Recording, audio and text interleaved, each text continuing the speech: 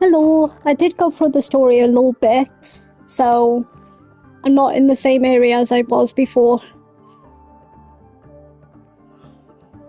So sorry about that.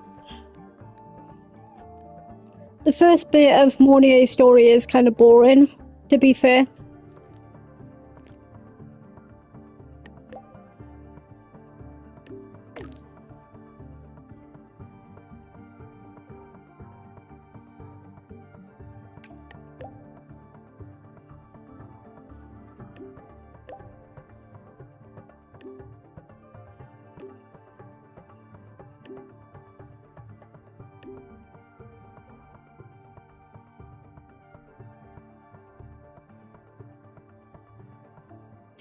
That is something she would say.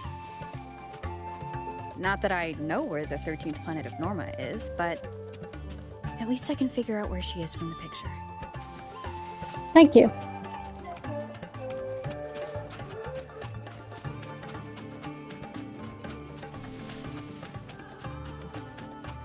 You're about to see pure cinema.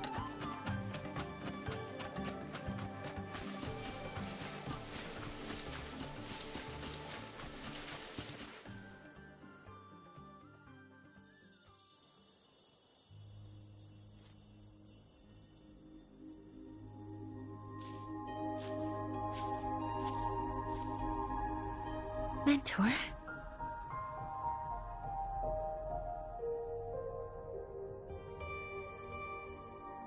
We can drop the act now, right? Or do you think we should continue? Someone might be listening. We should keep it up to prevent us from being exposed.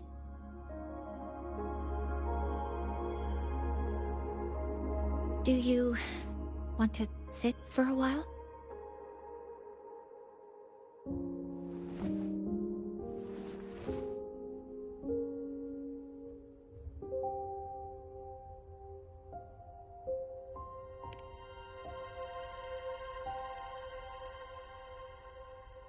Oh, you noticed. They've been running all day, so their power is low. I plan to wait until they finish charging before coming back. While they charge, I can't move. I feel a bit, embarrassed having you see me like this.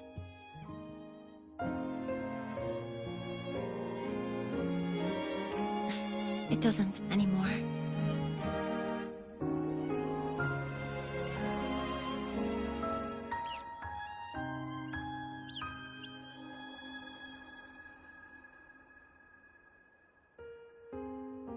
Before I had prosthetic legs, I had a condition that kept me in a wheelchair.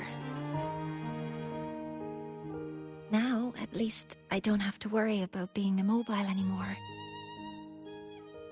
I can finally chase after what I really want.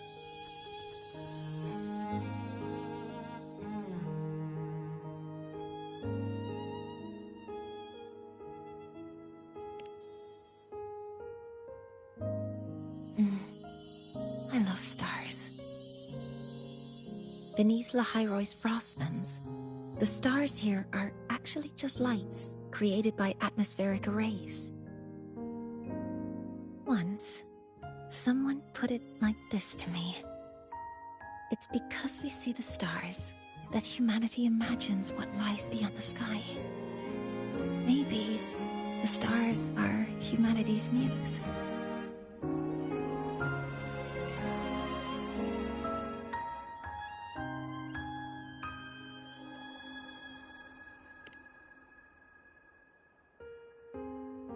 I think so too. But I also believe that reaching the stars isn't enough. There will be a day we build a miracle that lasts longer and is more beautiful than the stars themselves. That's the dream I've carried all this time. And now, I'll use these 2 legs to take the first step.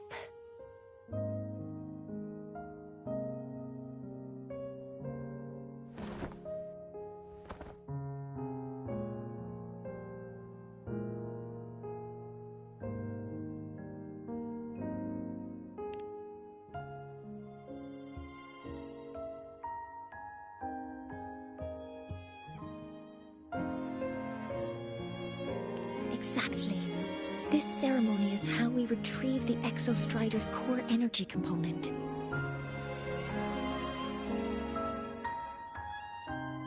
Then we'll use the multiphasic energy conversion model through the superconducting network to inject rebel energy into the neural interface. It will follow a 3-stage activation protocol. The reverse phase oscillation model, then excavation, to finally create a phased array energy field.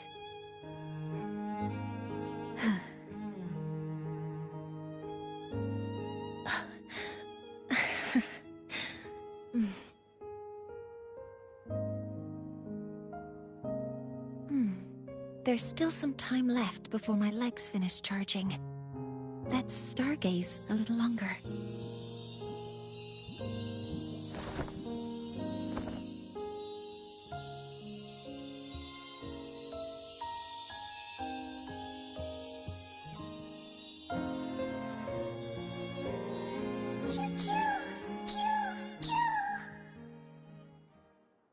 Okay, little buddy.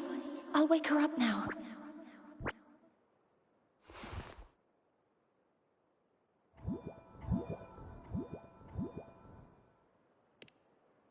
Mentor, you're awake. Something isn't right. We seem to have a situation at the Arter Woods. I detect signs of a void storm in the woods. Waveform. Analyzing now. So this is what's causing the panic. Children,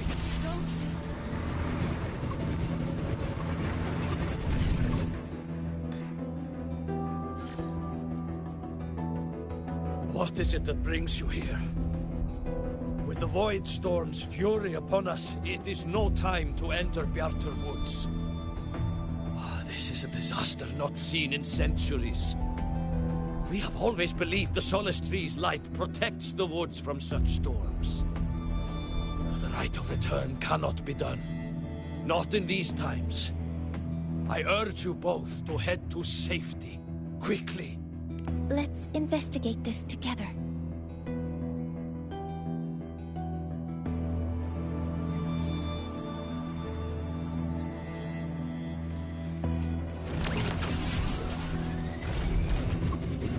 The signature waveform of this void storm matches the one that device generated before.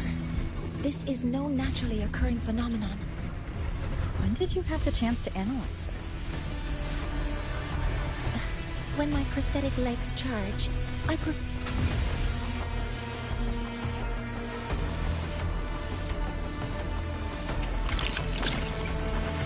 Be careful!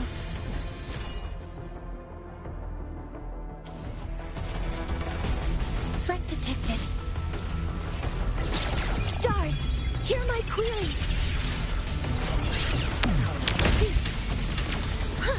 I found a device. It's close to the Solace Tree. Solace Tree? I have a bad feeling about this.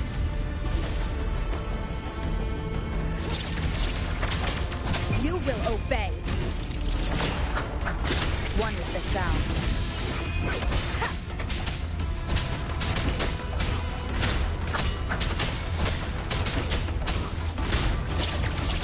There are so many contaminated exoswarm here. The void matter concentration is also very high. Maybe the device Astrid had was incomplete. This could be the real deal. Order executed. Guidance ready.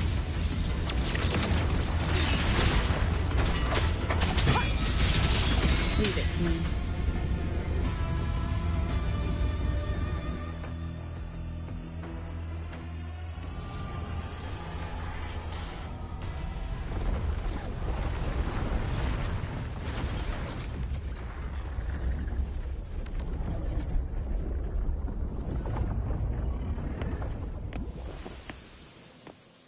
Just like before. When it's disabled, the void storm stops. However...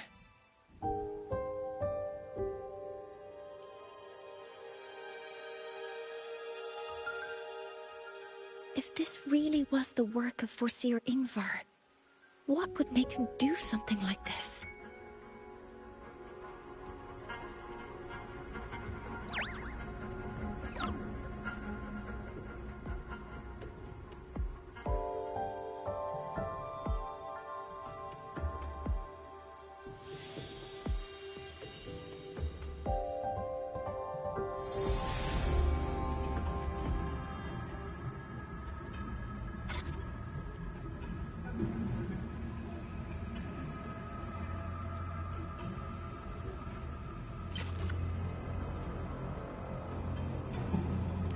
Do not worry.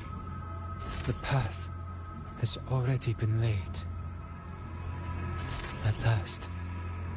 Finally.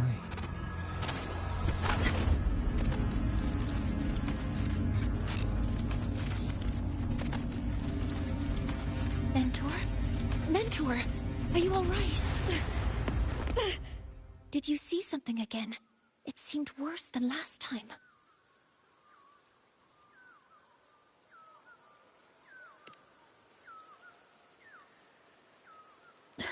This void storm might not have just affected the woods here, but the workings of Soul Asylum itself. I think that's why I've been seeing visions of this member of the Six. Greetings. The Shaper once made a prediction. If a visitor from beyond Lahai protects Bjartar Woods from destruction, an invitation to Soul Asylum they will receive. Now, the one from the prediction appears. Soul Asylum awaits your arrival. Choo. Choo. Choo.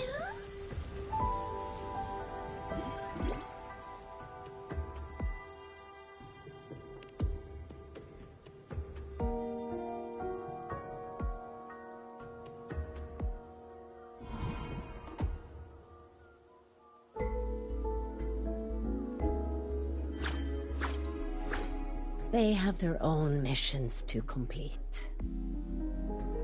The road to Soul Asylum is here. Please, follow this path.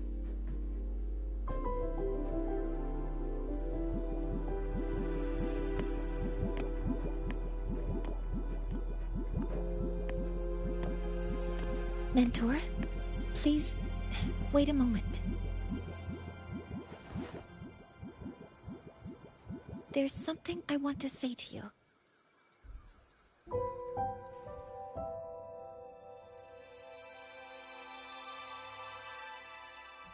What's the matter, Mornye? I really wish I could accompany you to Soul Asylum, but I think it's best if we part ways here. Yes.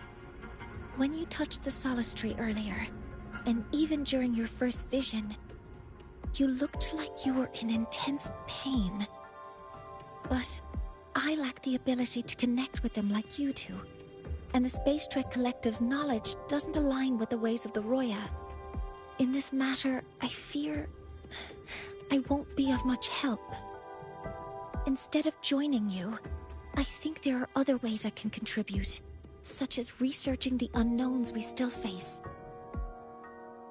Yes, Ingvar should have been present at the Rite of Return.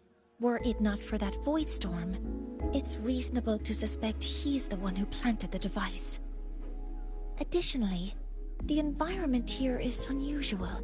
Investigating these anomalies should help our work here. No, you, my mentor, are still far ahead of me. Well then, I guess this is goodbye for now. You too. Please, take care. I'll see you when we regroup.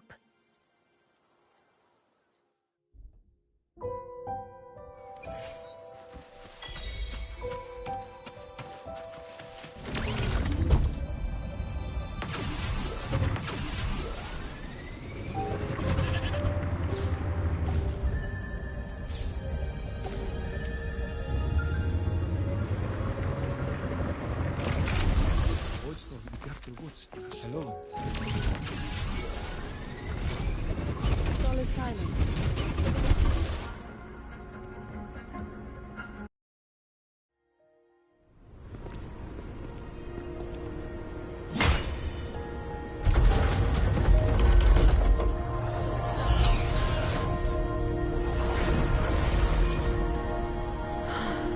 You may approach.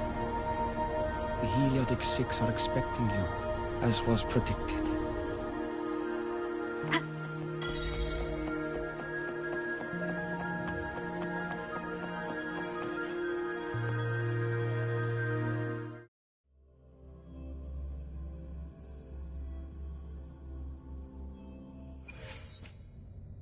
The dim light here, it's like something I saw in those memories. From this angle, the faint ring in the center is probably the heliogyre they put to a halt.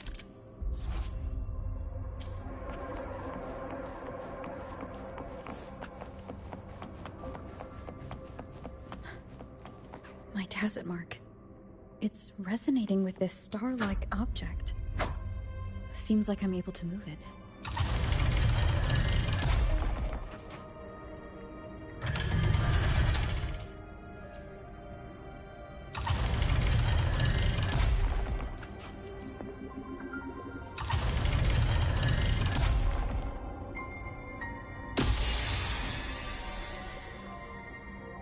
Aligning the pattern on the star with the heliogyre makes it glow. It's feeding power into it. If I channel light from all directions, I should be able to restart the heliogyre.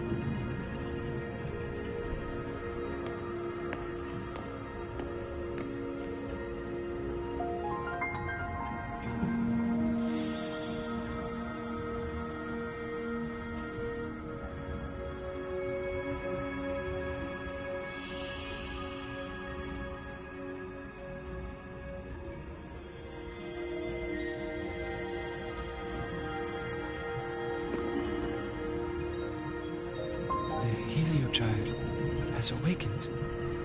It seems the Arbiter foretold in the fractured records is you.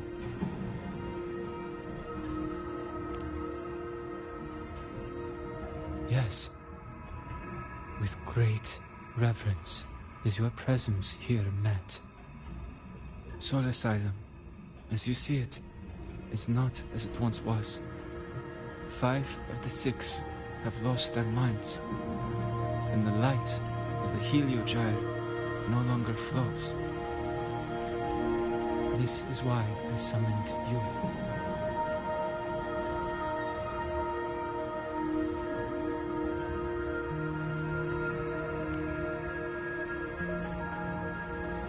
You witnessed the void storm in Bjartar Woods, yes? Is solace trees shield the woods from such storms. Yet, through malice and dark intent, corrupted were the roots, and so too the Heliogyre. The others succumbed to the corruption. Only I was able to sever my link to the Heliogyre before the corruption could claim me. With the last of my strength, I turned the 6 stars to halt the Heliogyre and prevent the corruption spread. That, at least, ensured that when my strength failed and I fell into slumber, untouched by others, the Heliogyre would remain.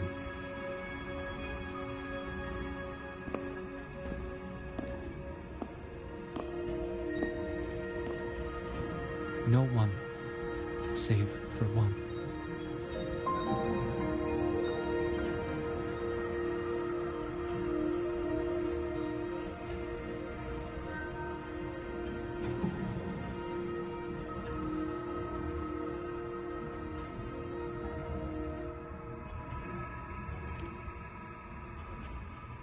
Correct. As one of the 6, I can glimpse the near future within the Heliogyre. But I am bound here, unable to act.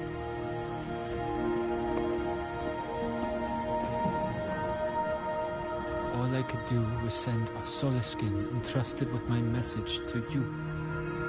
That Solaskin that vanished just outside the academy.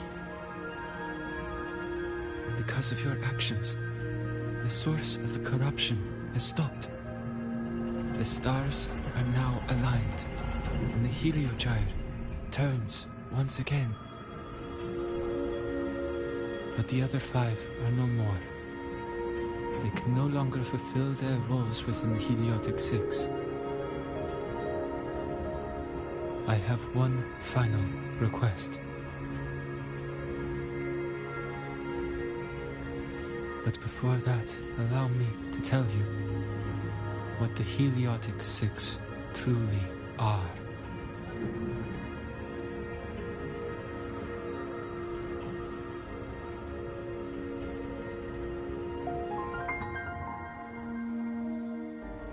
Centuries ago, a calamity awoke beneath the ice. The void devoured all, erasing every trace, every existence. In darkness, the Exostrider's blade sealed the threat deep below. It drew its fiery drive, a light that would never fade, lifting it high over the highway sky. Under its glow, the frost did melt, life blossoming with Exoswarm aid. Yet, the calamity stirred, its remnants ravaging the living.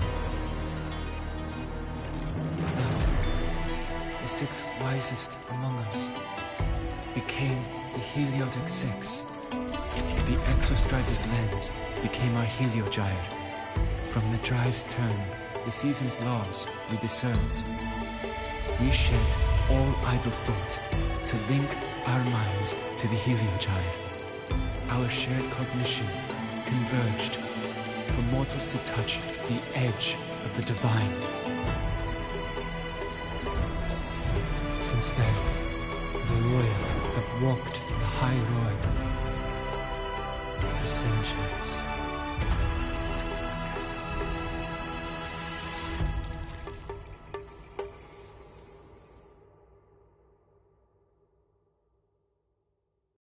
The 6 shared their computational power, weaving a vast network to reach the Exostrider in a dimension beyond mortal understanding. The data we provided to the Space Trek Collective was interpreted through this network. But now, the only one who can continue the calculations is me.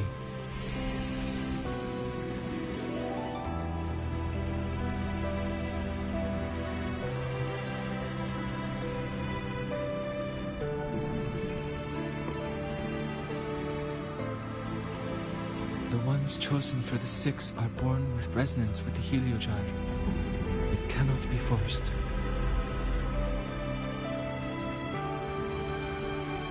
Now the remaining 5 cannot calculate, and there are not enough worthy successors. Even if the Heliogyre resumes its rotations, unable to interpret its readings, we will be.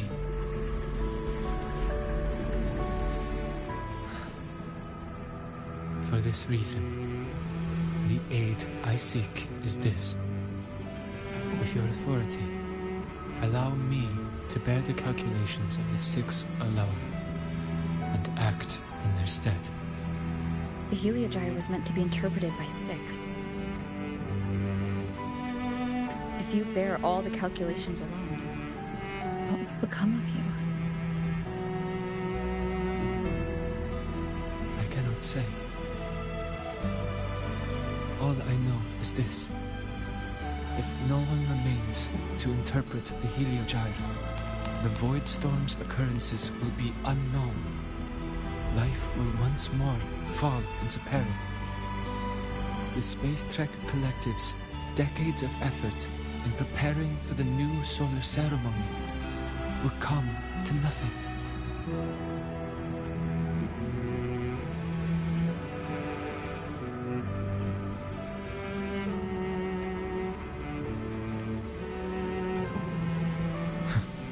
Since the moment I was brought to Sol Asylum as a child, I have never once seen the world beyond.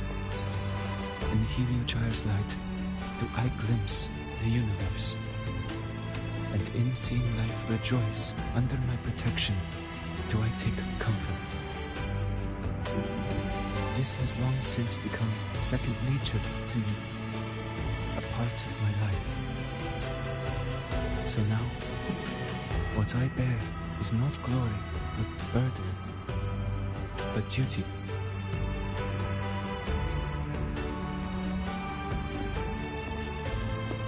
Arbiter, please, grant me this authority.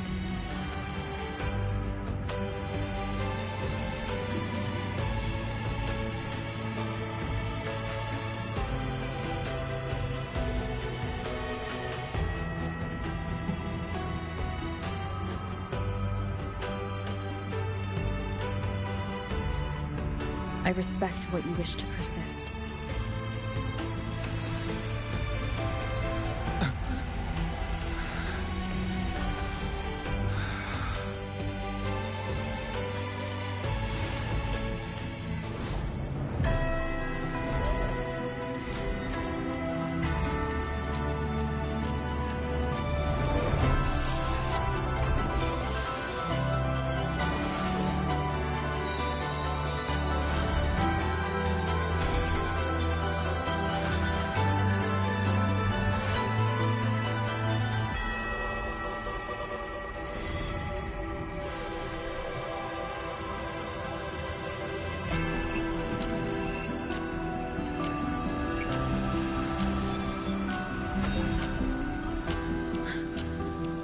This is... Soon, a great calamity will fall upon the High Roy.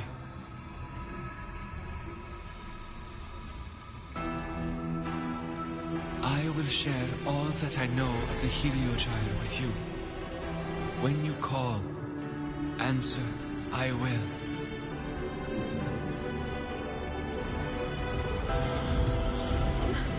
Residual void matter corruption. I need to find a way to cleanse it.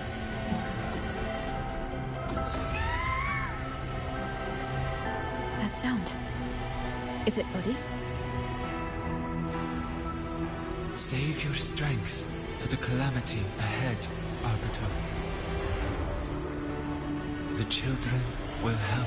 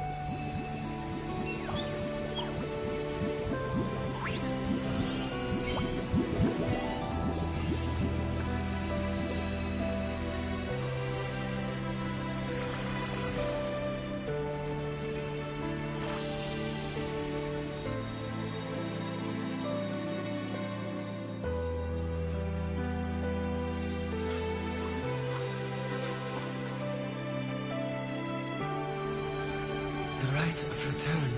The ritual that once sealed the calamity deep underground. Just now, the children have offered their strength. The Heliogyre can once again begin its rotation.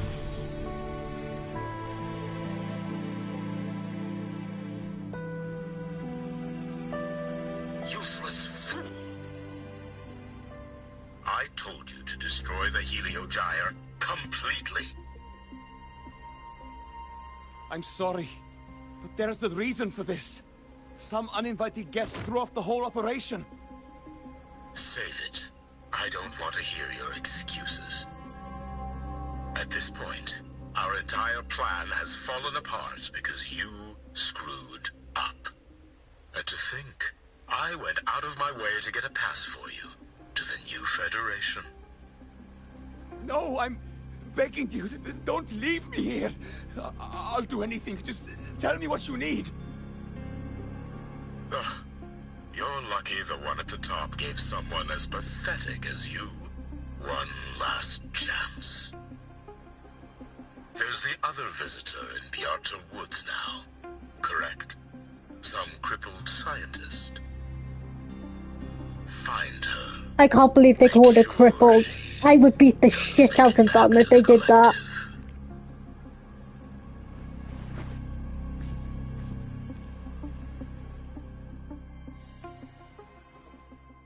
Well, since Mentor is already headed to the Heliogyre, I'd best get started on what I can contribute.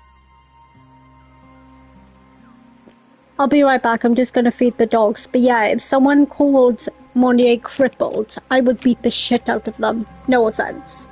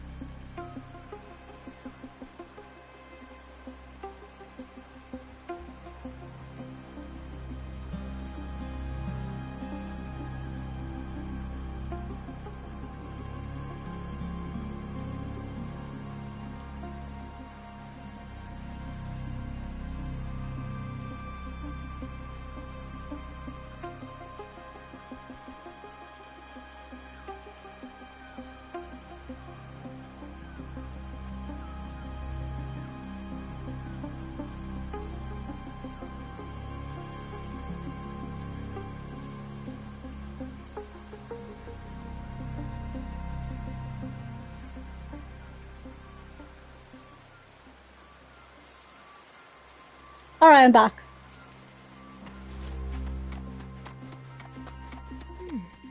There are signs of void matter contamination in the plants and water. If I follow these traces, I should be able to find the source.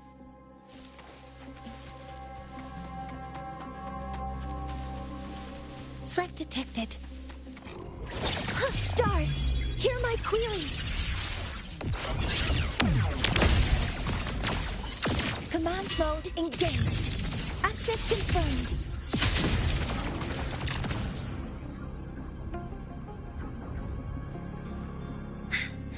Found it.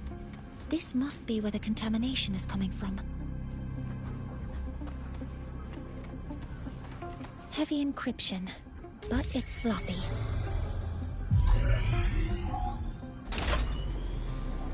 There we go.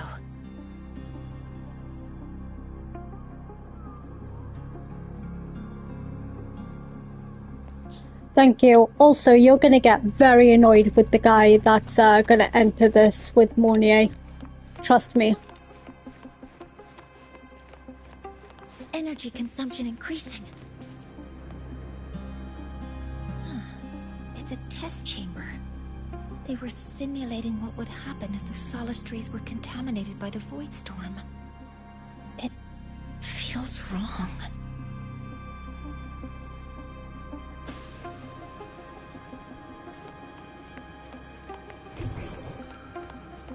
A terminal. It's encrypted. If I can open it, there's bound to be information about this device and its owner. The password can only be entered once. I could force it open like I did last time, but the risk is unknown. Efficiency first. Threat detected.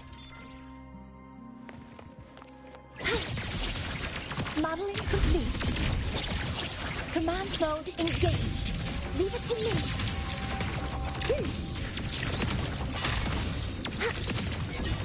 Order executed. Locked in. Stars, hear my query.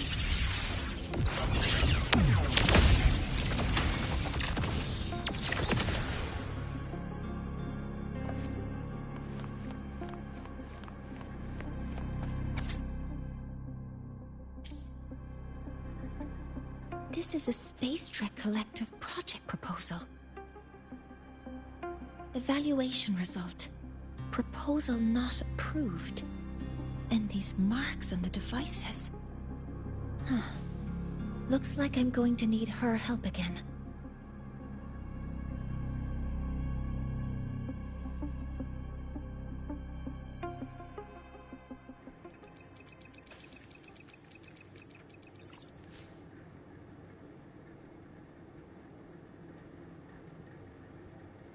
Thank you. It's a pleasure working with you as well.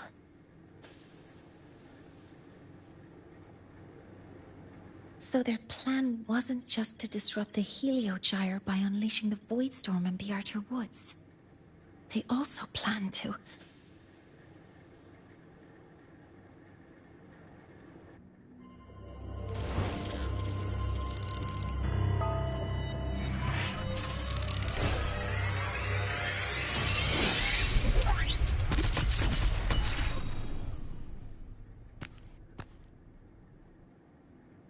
Scientist.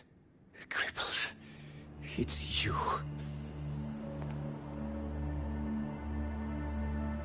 All I have to do is get rid of you!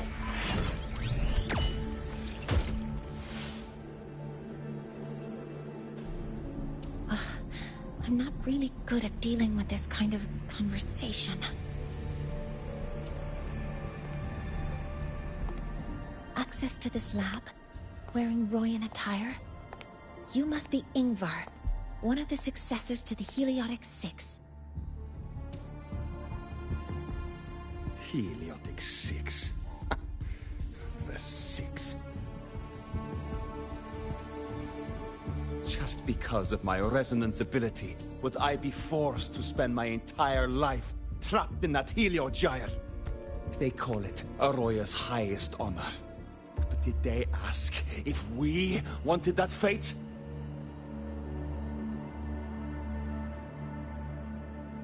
Everyone acts like they respect me. But the only one who truly wants to help me is that good lord from outside the tribe. From outside the tribe? You've joined forces with the Fraxidus? Huh? What's that? Who cares? I just know that person promised that if I placed the device near the Solace Tree, my wish would come true. Then I'd finally escape from this frozen wasteland and go start a new life in the new Federation.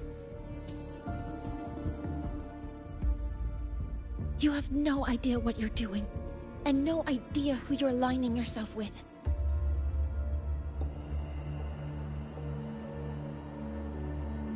This project proposal comes from the Space Trek Collective, dated 10 years ago. It outlines an idea to use the drive's emergency response mechanism to artificially make it fall from the sky. And the method for triggering this mechanism is to pollute the Solace Tree's root system with void matter, making the reactor drive determine that the Threnodian had breached the lock. You're saying that because I dropped that device there. The drive is going to...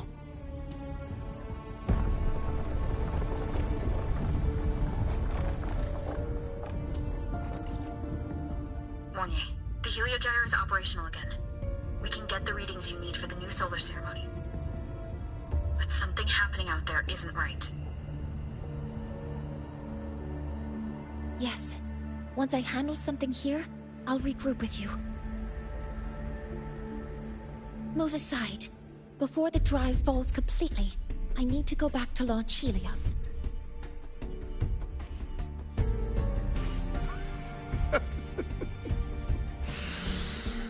No. His orders were clear. You don't go anywhere. After that, no matter what happens to Lahai Roy, I'm going to the new Federation to start my new life. You're just a cripple. I won't let you stop me now. It's been a while since I've heard someone talk like that. Since I had these legs, anyway.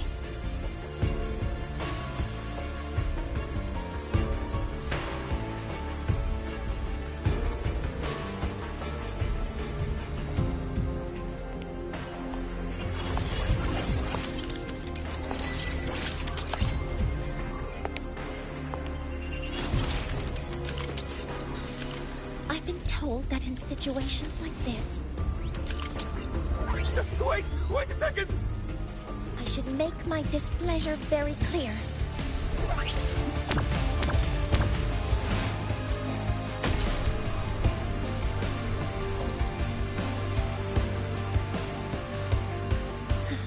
Alright. Now it's about time I catch up with my mentor.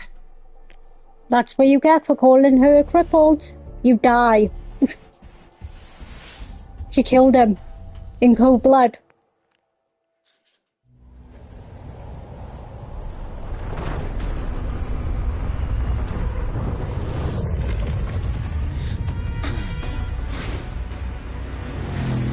Mornye. Let's go, mentor.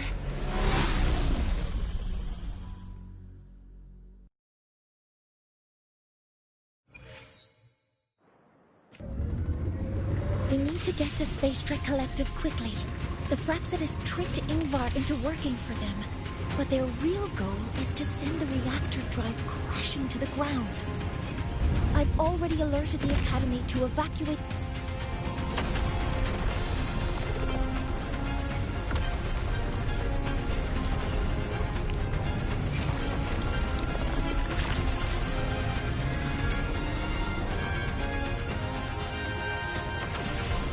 How are things on your end?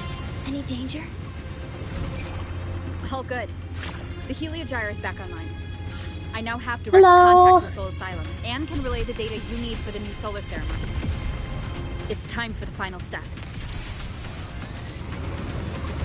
We're running out of time. I'll use my resonance ability to create a more efficient path. Please, hold on tight. Huh? I can't believe Mornye killed him just because he called him a cripple. Yeah.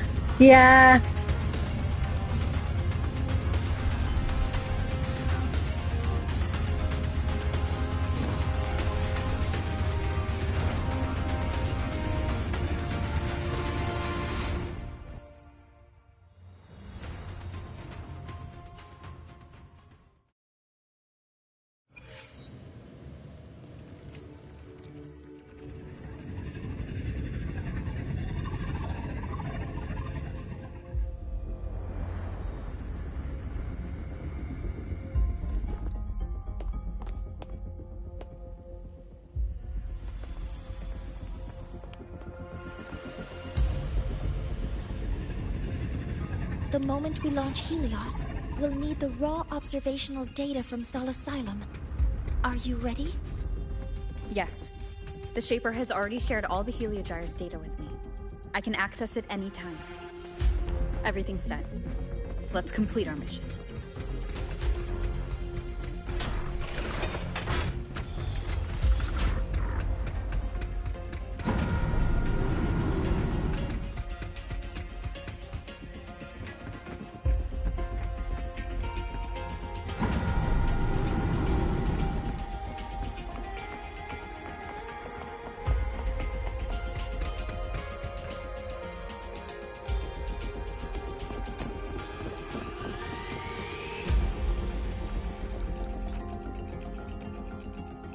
Where is Anselm at a time like this?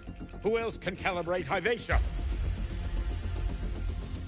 Cody, Vance, examine the orbital status of Helios again. Also, the propulsion system needs to be double-checked. Professor, do you really plan to launch it without the raw data? I understand your concerns, but we are on the verge of a disaster. The Collective can't just sit by and watch it happen. This is my decision. As the supervisor of this project, I will bear the consequences. No need for that. We've established contact with the Roya tribe and obtained the drive's raw data. We can proceed with the new solar ceremony as originally planned. Professor Mornye. Did you just say you managed to obtain the data? Wonderful news. I'll prepare the connective instruments for you. There's no need for us to continue pretending anymore. Warren, or should I say traitor, aligned with the Fraxitus.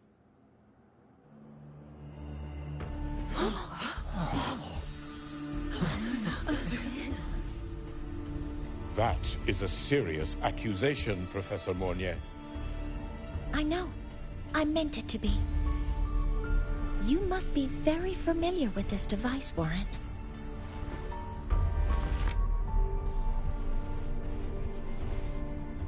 You handcrafted it to avoid leaving usage records. A clever idea. But since it is a personal creation, the marks left behind are like fingerprints. These are your marks. They've betrayed your deeds. Warren, you've desecrated the hard work of everyone involved. Anselm's experiment accident, your current position in the project. It seems the Fraxitus played a part in both, didn't they?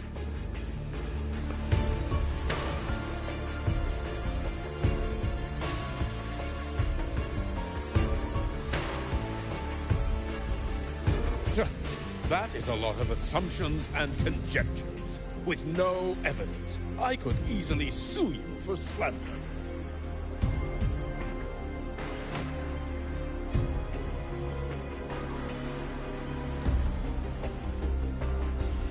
You're right.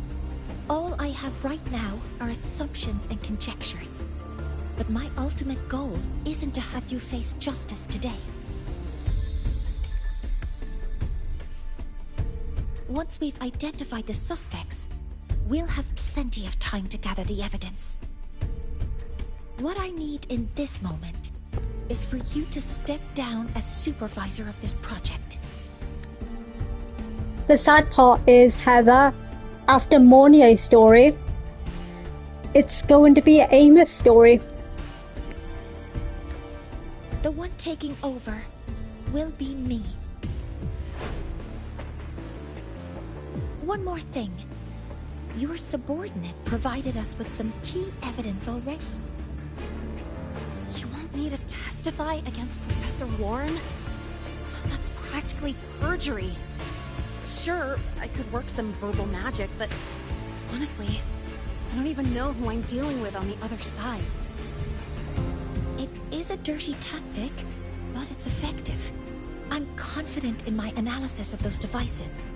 But we'll need the university's verification to use them as evidence. In the limited time we have, the quickest way to detain Warren is your testimony. Professor Mornye, you can keep this recording. If I'm wrong, it'll be your guarantee later. The funny thing is, people say in Genshin Impact they never bring the characters back after they've used them once. We just finished Luna's story, we're doing Mornye's story, there's Luna. So fuck you, Genshin Impact. Or you can refuse. Nice working with you, then. Thank you. It's a pleasure working with you as well. How did that traitor manage to...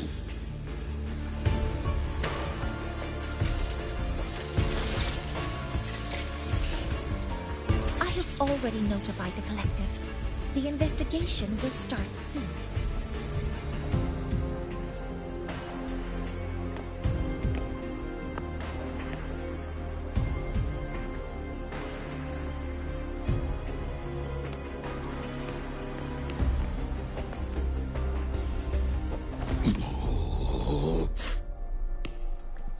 Exactly. Also, welcome back. And also, Aemeath is coming back soon as well. From here on out, Rover and I will be overseeing the launch procedure. All Space Trek Collective personnel, to your stations.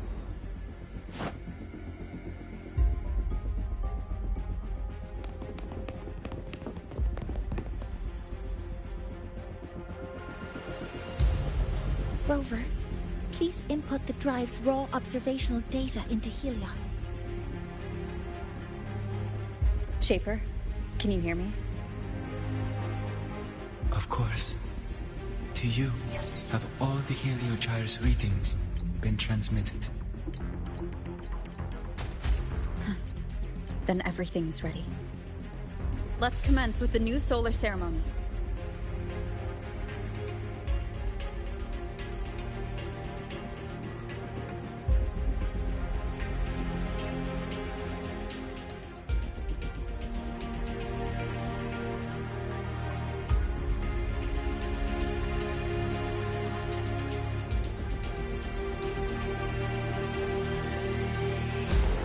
Yeah, exactly. Why do I have a funny feeling Aemeath is gonna die before we can even save her? Why do I just have that feeling?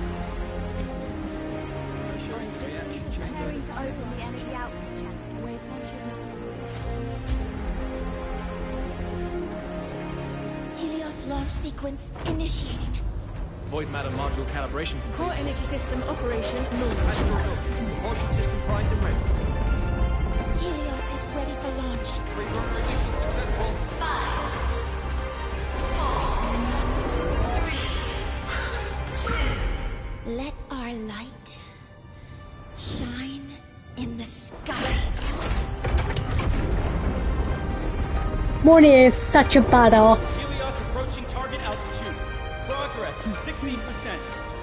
47%. 92%. Warning, light alpha to K exceeds expected rates. Sensor failure detected. Data reading compromised. Responsive. Control program failure.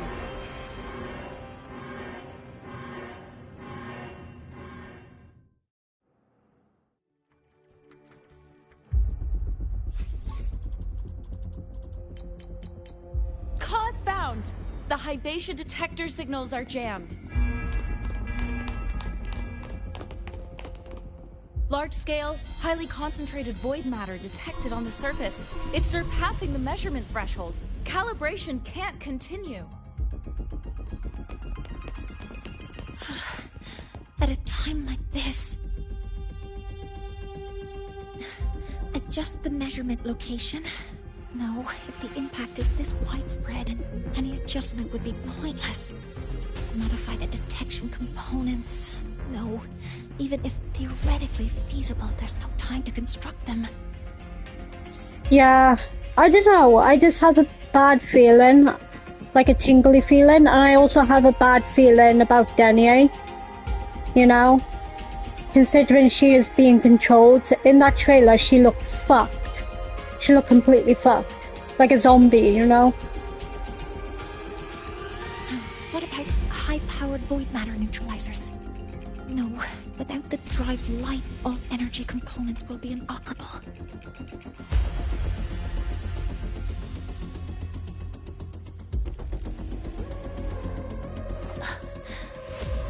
Oh, sorry, I'm just...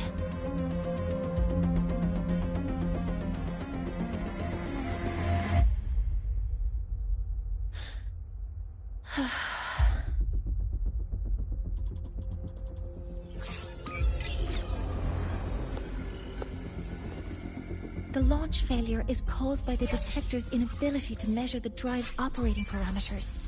That's due to the high concentration of void matter interfering with the readings. There are two potential solutions. We could increase the detector's tolerance to void matter, or we could eliminate the surrounding void matter. But neither of those options are feasible in the time we have.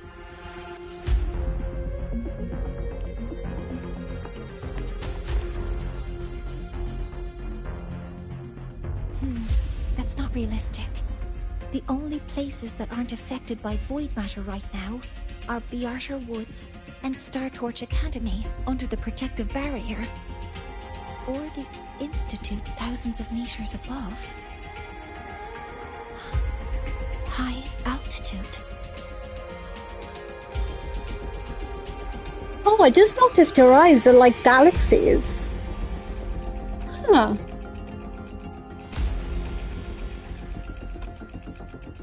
Do we have spares for Hyvatia's measurement modules? Yes. Researcher Anselm left behind several prototypes. I'll go fetch one from the warehouse. But what do you intend to do with them?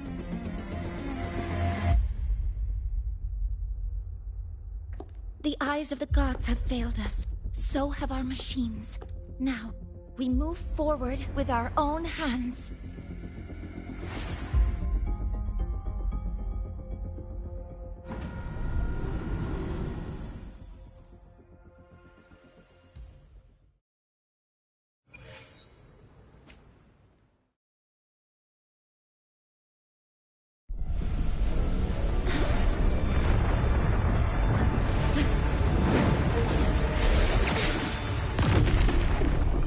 Don't cry now, Heather.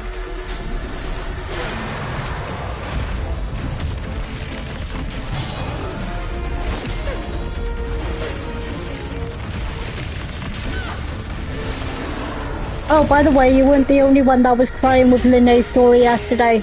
Angel was as well. Leave it to me. As expected. Remember this? The vibration?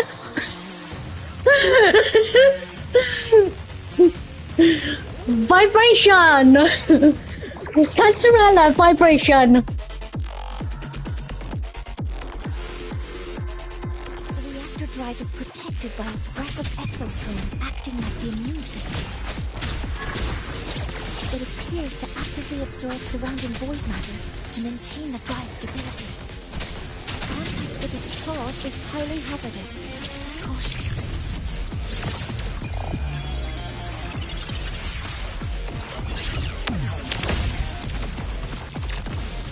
Modeling complete. Order executed. I'm detecting strong energy signals from the target. Please be careful.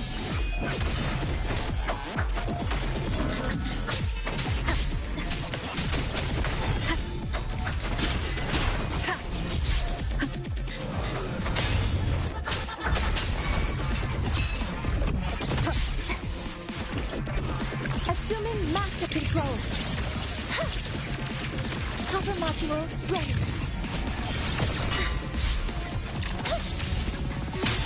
Authorizing maximum output.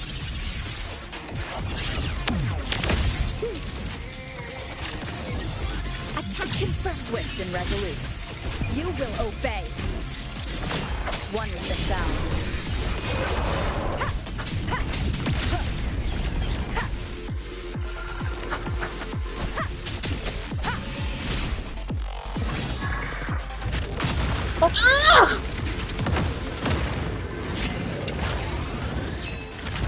keep it together. One is the sound. Weapon strength, command mode engaged. Leave it to me.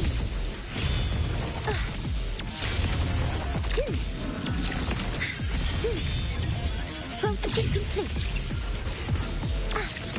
Stars, hear my queries. Guidance ready. Attack confirmed.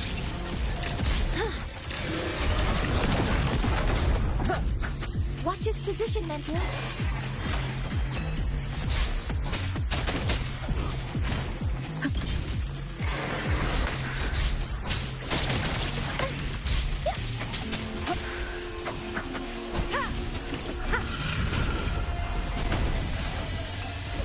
Last chance. Assuming master control. Initiating max power output. Suppressing targets. Suppression complete. Now you can... One is the sound. Assuming master control. Authorizing maximum output. Locked in.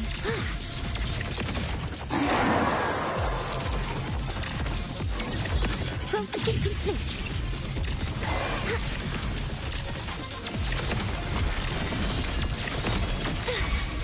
Swift and resolute.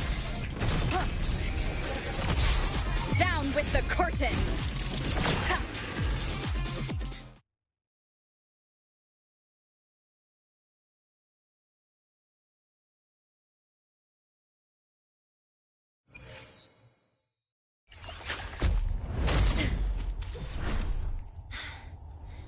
Approaching the target location.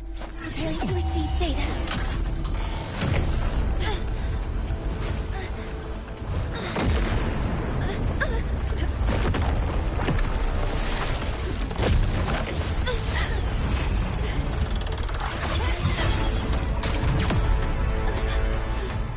Automatic concentration is increasing. Abnormal expression detected in the reactor drive. Evacuate immediately. Repeat, evacuate immediately.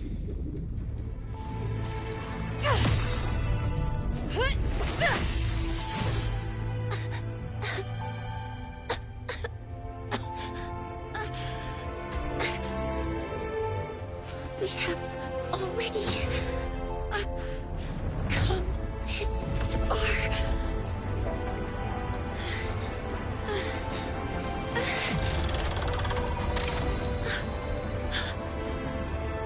So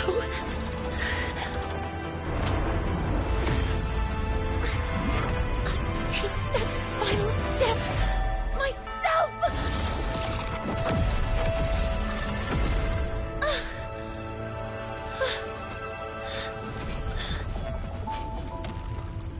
Pity.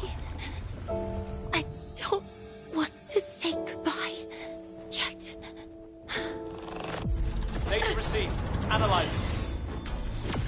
Professor Mornye, are you there? If you hear this, please respond.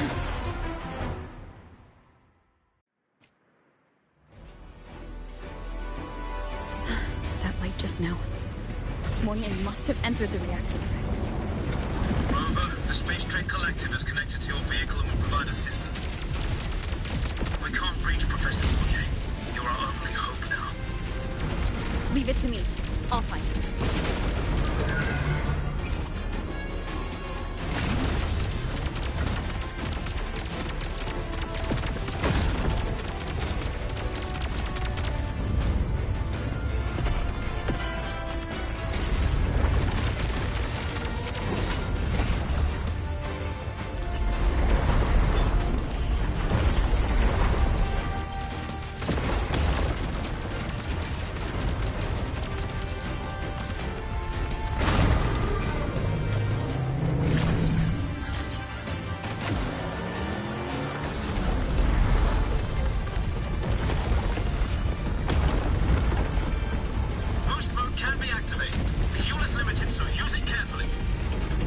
This should be enough for what I need.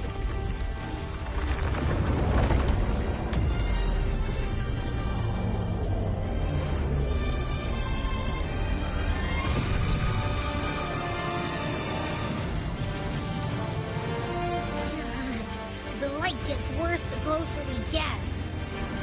Rover, the disturbances within the drive are growing unstable. Professor Mornye is being consumed by it. Faster! I need to move faster.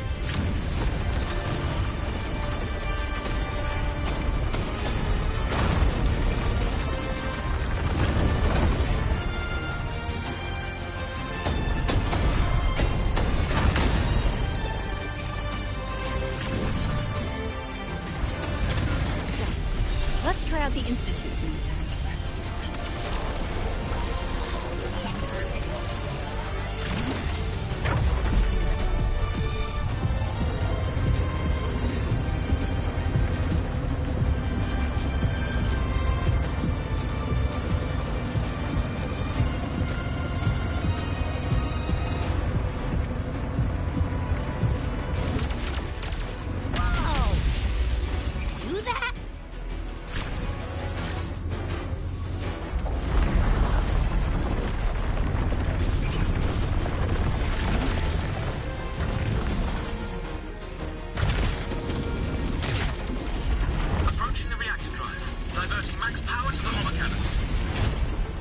Mornye, you've already done so much.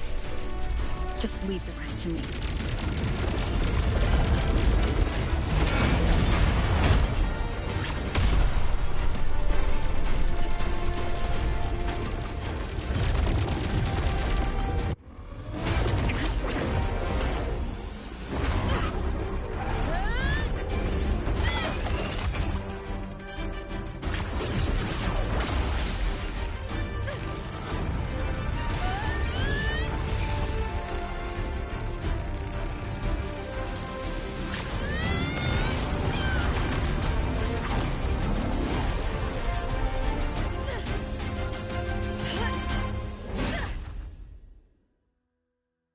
Are you leaving Lahairoi? Yes. Sometimes, only by saying goodbye can there be progress and change. After all, even if I leave, Lahairoi will still continue forward on its own feet. Isn't that right?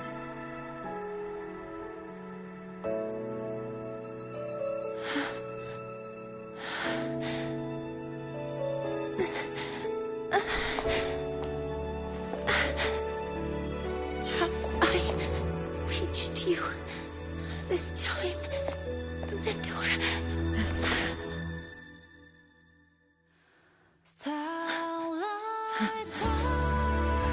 Report.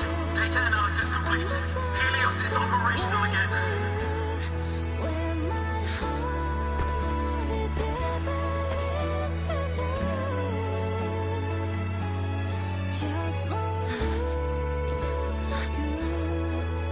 How wonderful.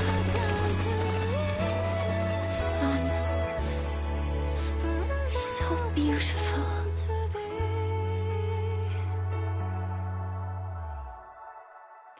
So who's crying?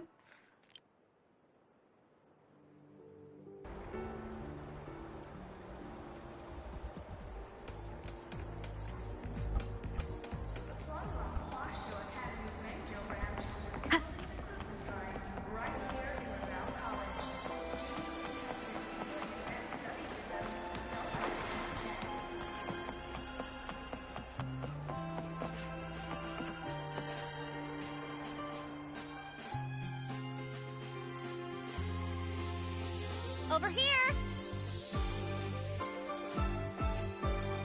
First, the good news. They've crossed my name off the mental health watch list. I'm finally You free! babies! And the bad news. Since I kinda did some falsifying during the investigation, they said I breached the rules. But since I did it to make sure the bad guy didn't get away with anything, and I actually helped out, the final verdict is I'll still have to stay on the mental health watch list for a while. Well, once you have your suspect, the rest is easy. Plus, there's one teacher whose forte can wring out the truth from anyone. But I do have Professor Mornye to thank for sending an official email that explained everything. That's the only reason they believed me. I guess that means it'll be harder to skip her classes now. Dr. Herson said she was overclocked for too long. I'm worried. Yeah, you're right. Let's go check on her. Yeah, I will be. I bet knowing we're thinking about her will help her bounce back faster. Aemeath holds a special place in my heart. You are Rover? Yes, I am Rover. Woof I'm woof. here to inform you that Professor Mornye has just woken up.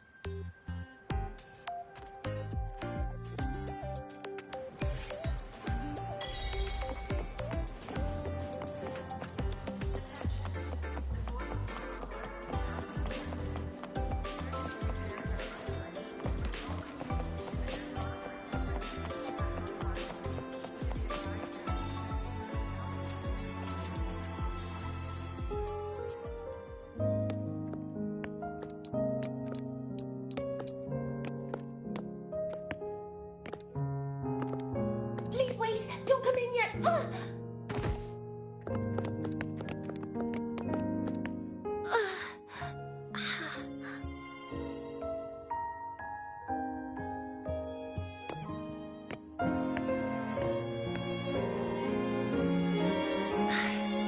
Sorry. My body... I still can't move like I normally do. I've gone through rehab before, and it's been a while since this happened. Don't worry.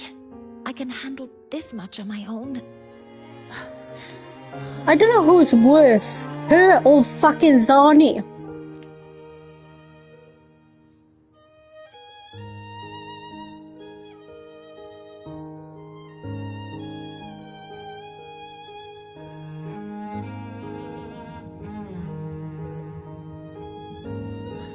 Professor Mornye, how are you feeling now? Dr. Herson said you were in bad shape. It's great to see you've recovered a little. To be honest, at that time, I didn't think I'd make it. But when I was drifting in and out of consciousness, I thought I saw a girl within a light blue ring. A light blue ring?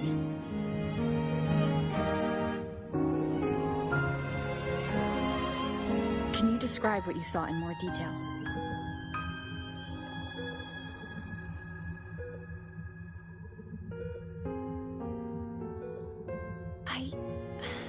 I can't be sure, but I think she protected me. It sounds like the girl Mornye saw is the same one I encountered when I first got to Lahairoi. She's able to go up against the Threnodian herself and appear in the reactor drive.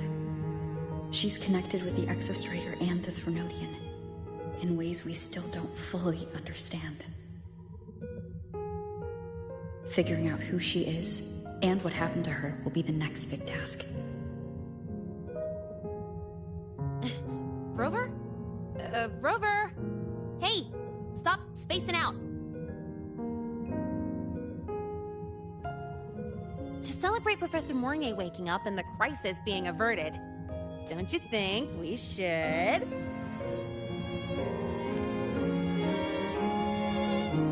go for a ride?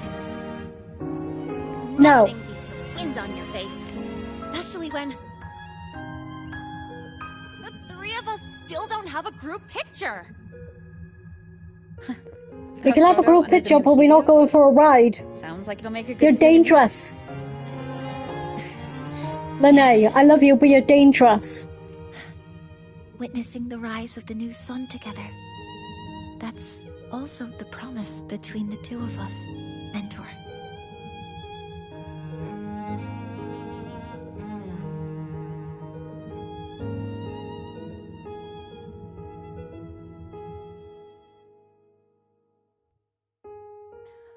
Let's go.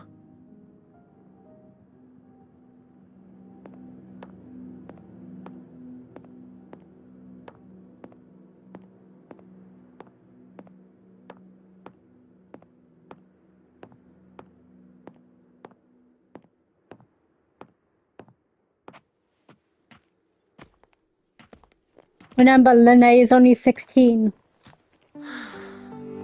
So, not bad, huh?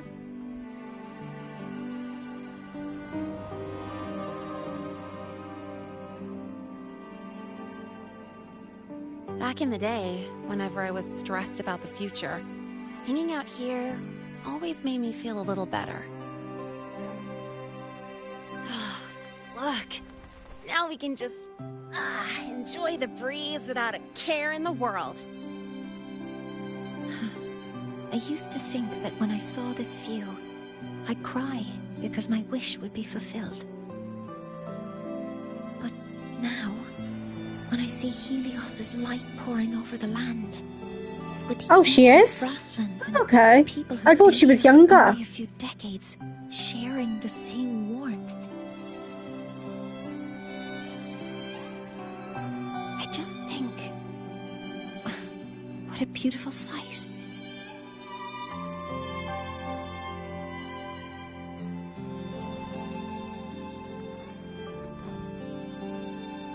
Well, let's scream that from the rooftops! To freedom! To civilization. To new beginnings.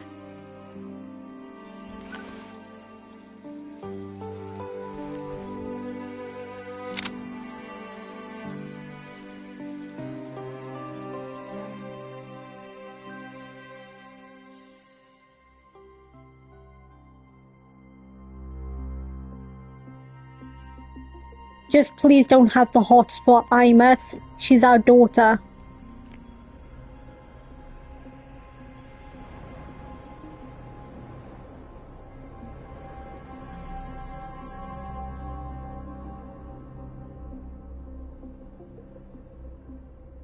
Three days ago, when Helios was launched, we registered an unexpected spike in void matter concentrations near Hyvatia. It interfered with the launch. We're still unsure what triggered the surge, but after comparing the waveforms with the device Professor Mornye brought back, we suspect it was an artificially induced void storm. And we found you unconscious close by. Dr. Herson, I really can't remember anything. You can relax. Professor Lucilla has already given you the clear. You're not a suspect. I'm just here for protective oversight, acting as your personal bodyguard, you might say. Aren't you the campus doctor? And you're here to protect me? A doctor's duty, isn't it? But there is one thing I need your testimony on. Before you fainted, who did you see? Good day, gentlemen. Hyvatia's routine maintenance has been completed. I'll be on my way. Fucking Grand Art Attack, I hate him. He needs to die. He needs to fucking die. And why does he keep going after the pink girls? First it was Lupa, then Aemeath, then Denya. What do you have against pink girls? And what are you going against girls for? You pervert. The committee thinks that what I've said is unbelievable. But if you're willing to trust me, before I passed out, I fucking hate him. I can't wait till the day we kill him.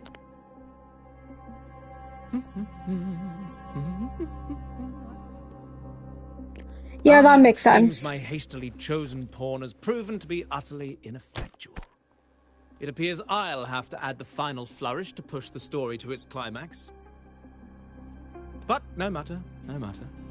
I'll simply chalk this up as a poor judgment call. A band of fools who enacted a farce. Oh, such a pity, though. Aemeath is beautiful, don't get me wrong, but I don't have a crush on her like that. I see her as my daughter. But that is a tale to be savored later, right?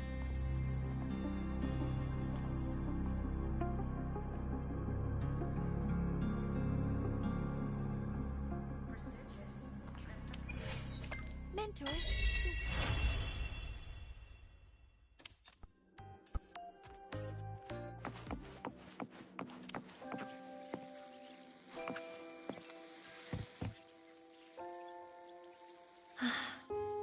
wind feels nice. I could stay here a little longer. Do you want to join me?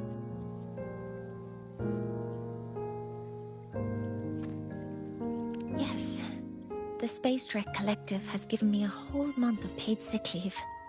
My schedule is clear. The last time I had this much time off, I think I was back in middle school when I tumbled down a flight of stairs.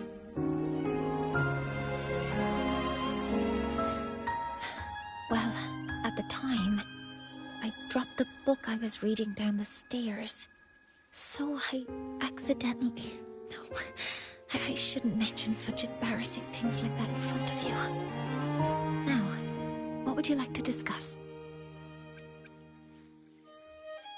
That's... a secret. Mornye! Just tell me! How do we know each other? It's because someone made me promise that when they left, only by saying goodbye can there be progress and change, they said. So until their goals are achieved, that goodbye must remain final. Maybe until the reactor drive is fully analyzed, the exostrider on the Frostlands is activated again, and the disaster buried deep below is finally dealt with. Or maybe until there are no more calamities left on this planet. Until I can give you that answer myself, please, hold on to that curiosity for just a little longer. Alright, you're just teasing me at this point. Now, what would you like to discuss? Oh, it's because it prevents your identity from being exposed.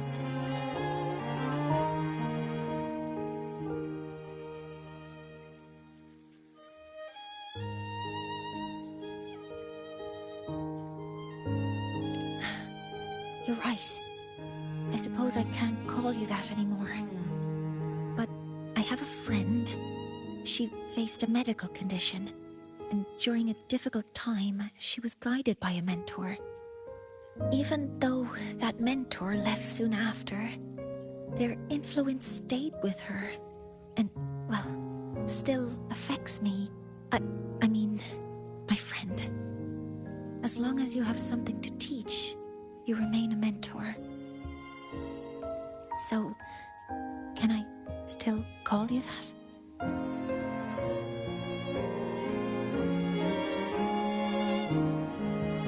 Now, what would you like to discuss?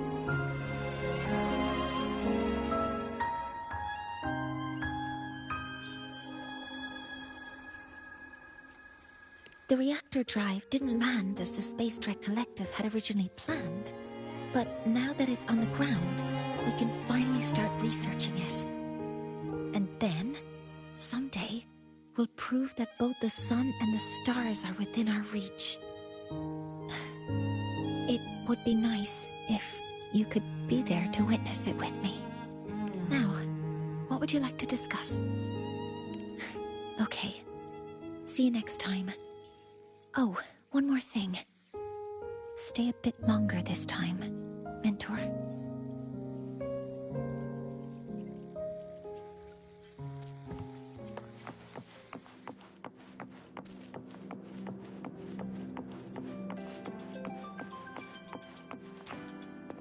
And here comes the story I'm dreading, but love, but dreading.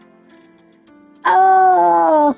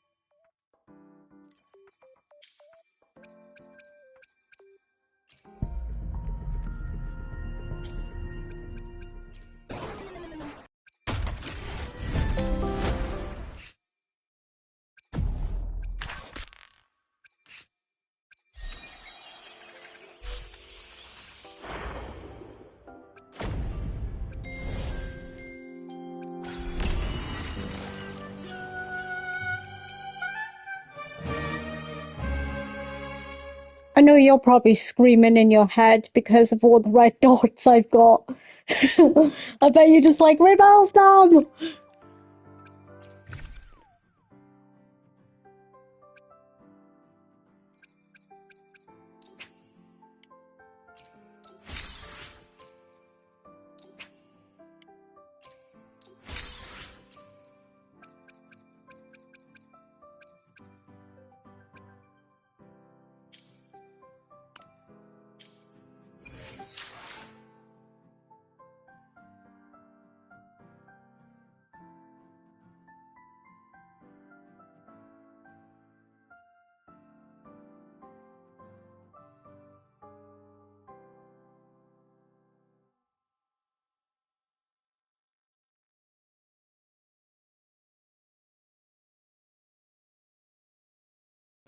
Heather, are you still watching by any chance? Because I know someone left, so I don't know who it was.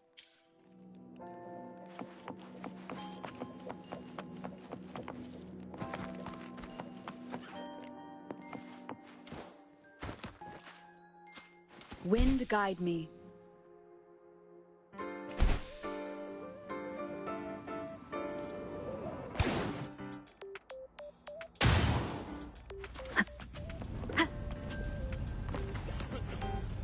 No problem. Is everything alright? And now all the story we've been dreading.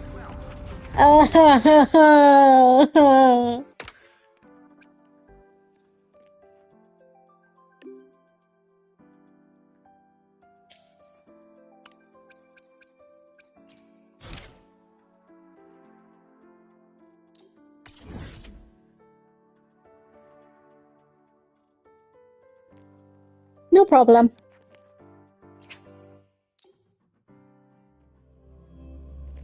Alright, cool. And now the story we are dreading. But whatever drained my frequency is still somewhere in the High Roy. The only thing I haven't seen Yeah, that's absolutely fine. is the Exostrator out in the Frostlands. The Roya's Trine myth likely mentions it. This lecture could be my chance to find a clue.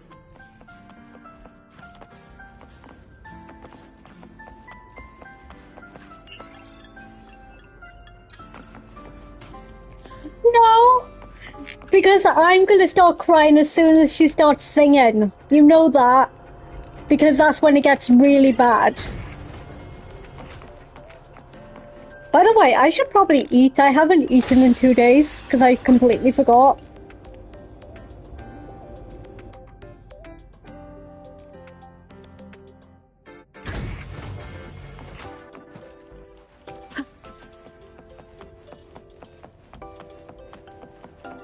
Why are you such a slave to the man? Want to go to the cafeteria for lunch together? Oh, is that Rebel College? Can I go have a look? Isn't it a bit weird to wear your piloting suit to a class in a nun? If you got time, be sure to show me that. Ah, you're early.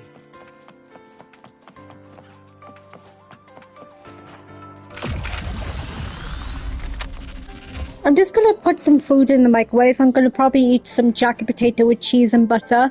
So give me a couple of minutes.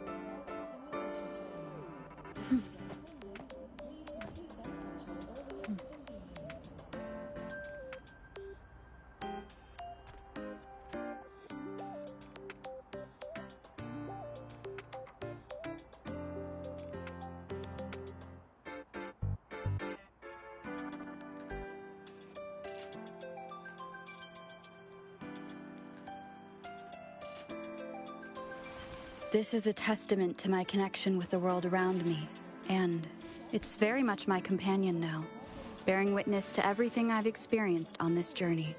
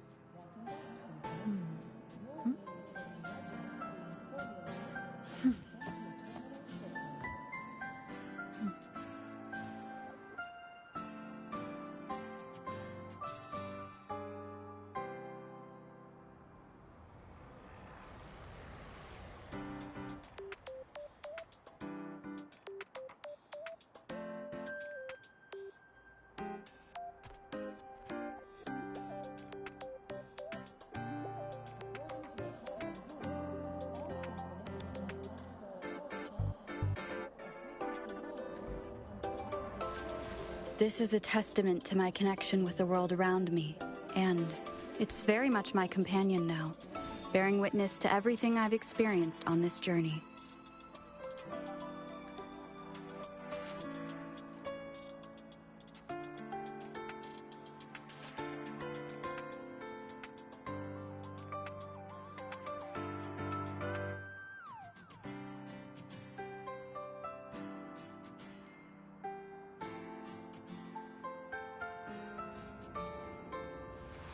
This is a testament to my connection with the world around me, and it's very much my companion now, bearing witness to everything I've experienced on this journey.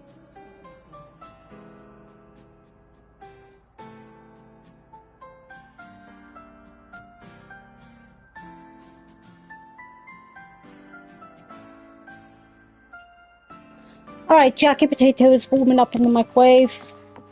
Relax, some of you. Sorry it took so long. I've got better things to worry about than your attendance.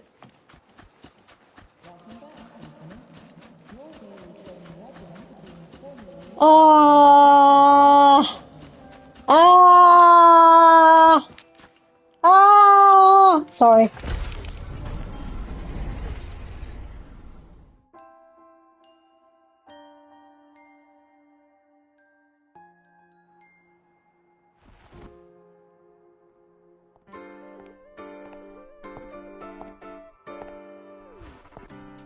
Now we reach the second epoch of the Royan Trine myth, the sacred reactor epoch. After Balder, the sun's incarnation, had sealed the foreign divinity Hivdrungr, the Frostlands fell into an endless dream. Assistant Navora, would you continue?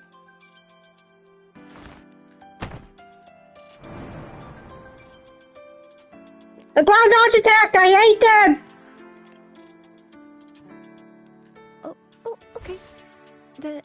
This Yum. section, it describes how the Extrastrider used its greatsword to seal the Threnodian behind the Strider Gate. The records say both the Extrastrider and the Threnodian traveled through the Strider Gate to reach Lahai Roy. Their battle was fierce. The Threnodian pushed the Extrastrider to the brink of defeat. But at that moment, for, reasons unknown, the Extrastrider's reactor drive flared with blinding light.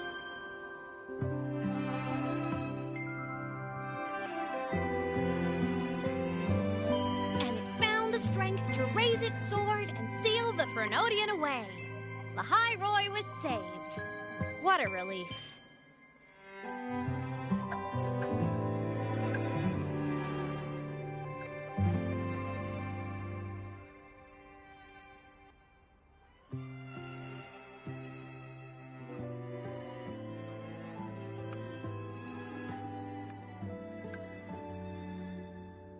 Hi. Nice to meet you. I'm Aemeath from Rebel College, same as you. First time seeing you in class. Trying to collect credits from all 4 departments? That's ambitious. Welcome to the academic quagmire. Aemeath, I've been looking for you. I never got the chance to thank you. Thank me? The day the Eye of the Threnodian appeared, you drove it back and saved me. Did I? Sorry, I don't remember that. The reason she doesn't remember, we both know, Heather, we both know why she doesn't remember. Also, I'll be right back, I'm gonna check on my food.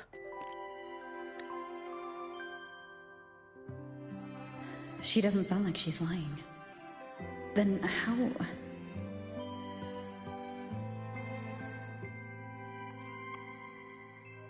A synchronist. A freshman.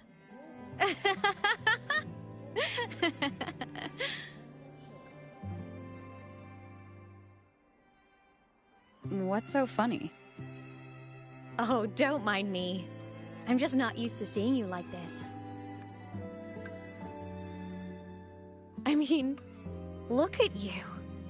Something's missing, though. Oh, I know. A uniform. Yeah, my The food is still Academy still cold, hasn't so I issued you just one? put it back in the microwave. They're painfully slow sometimes.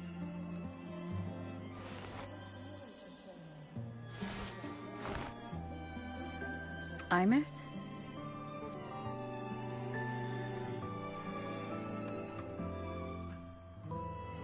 I have to go.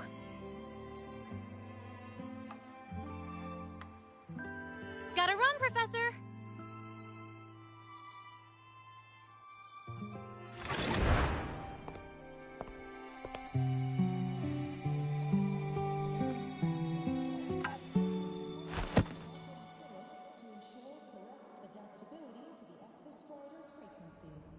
Rover, let's try to channel that enthusiasm into listening.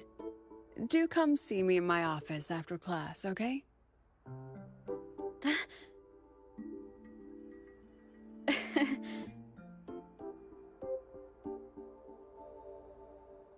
Assistant Navora, if you would. Pick up from the Twilight Epoch's unending winter, please.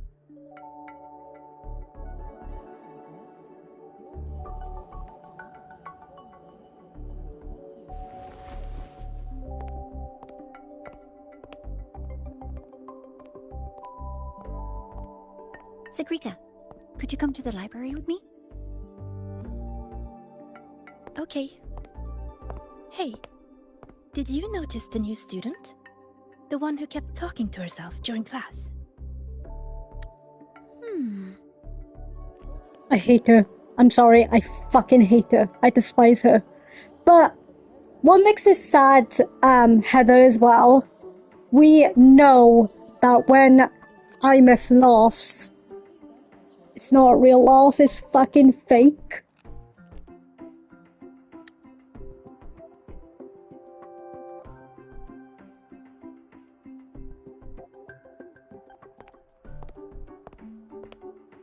Rover, something happened during class, didn't it?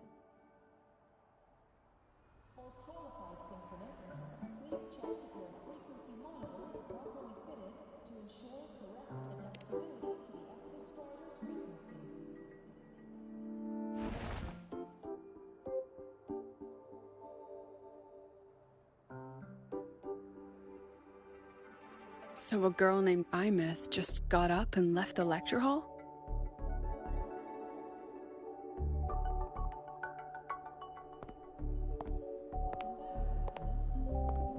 Huh. I never expected to hear that name again. Certainly not like this. Perhaps you've just had a run-in with a ghost. After all, you were the only one who saw her. President Lucilla, what do you know about her? Stay at Rebel College long enough, and you'll eventually hear her name mentioned. Though it's a story from over a decade ago now. Aemeath was a synchronist. Brilliant. popular. Professors had high hopes for her. Then, during a piloting drill, she simply vanished. She climbed into a simulator with the others, but when the cockpit reopened, hers was empty.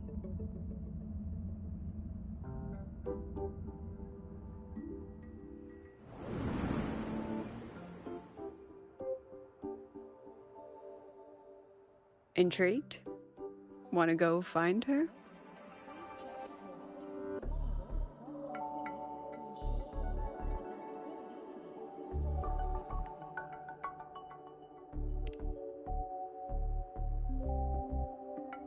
Ah, of course. You're exactly the type to get pulled into Aemeath's story. To see someone who vanished years ago, presumed dead, lingering around the academy, a figment of your imagination, or is there more to it? I'm very curious to find out. She disappeared from the Synchroling training grounds. The very cockpit she vanished from is still there. The Academy turned it inside out at the time and found nothing. But if you're interested, go take a look.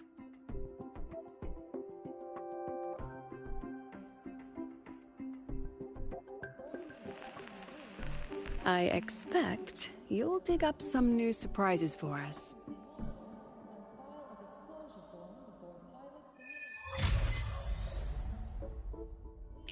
Give me a couple of minutes. I'm just gonna get my food, alright? Solaskin? What could they be doing here?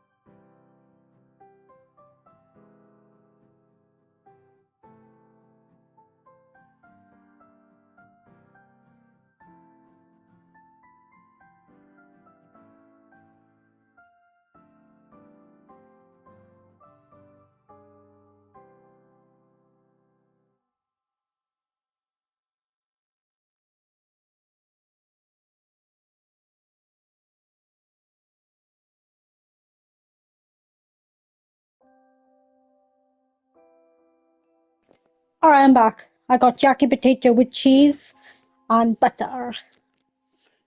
Sorry it took so long.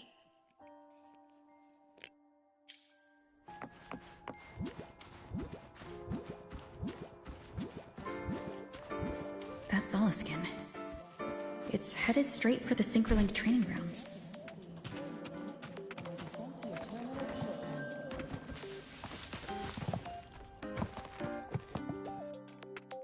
Thank you. I'm gonna eat a plate, don't worry.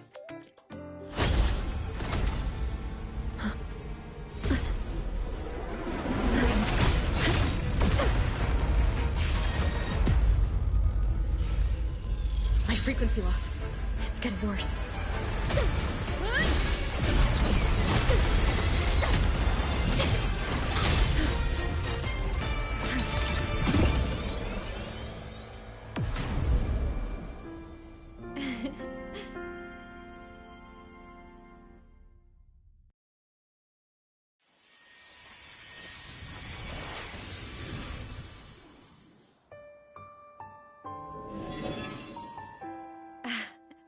And nope. Still on the fritz. How are you feeling? I'm okay. After that mech flew off, I felt less of my frequency bleeding out. That mech's frequency felt like the presence from the rift back in Honami City.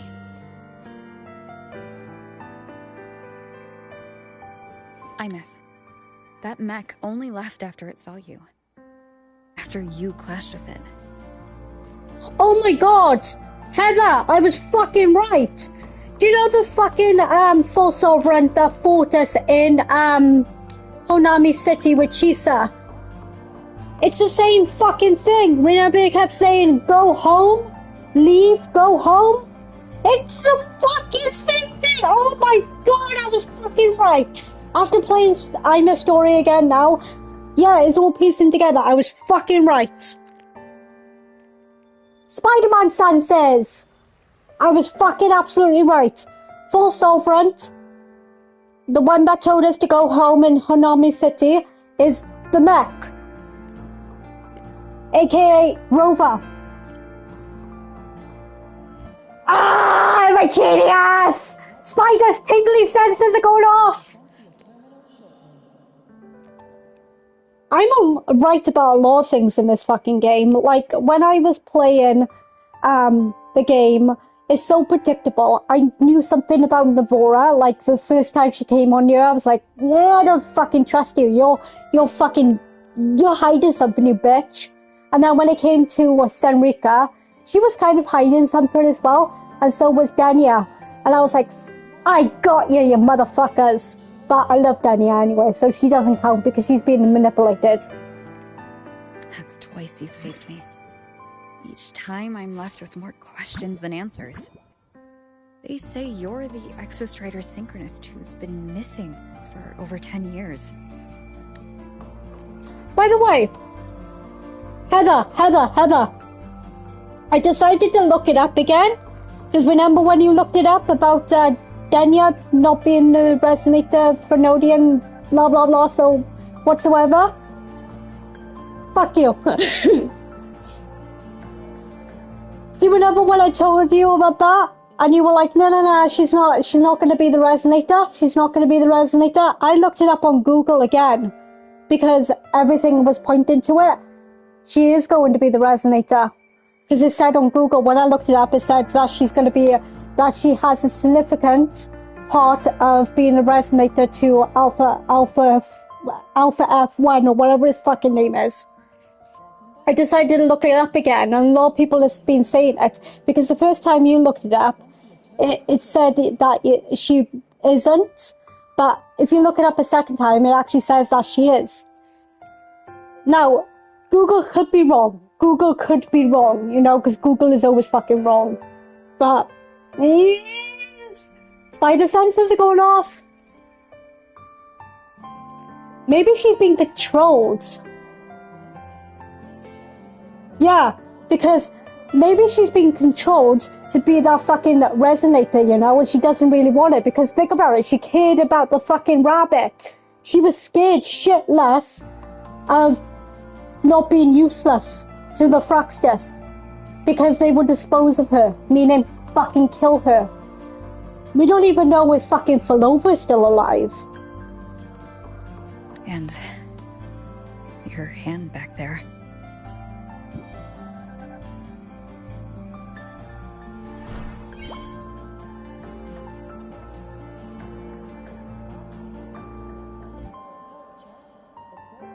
Me?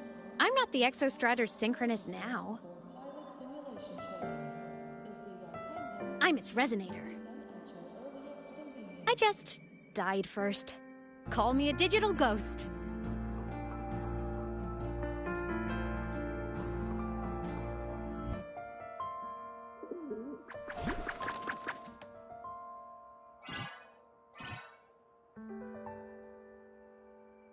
+10 years back, the underground seal broke. The Threnodian on the other side of the Strider Gate was about to swallow Lahai Roy.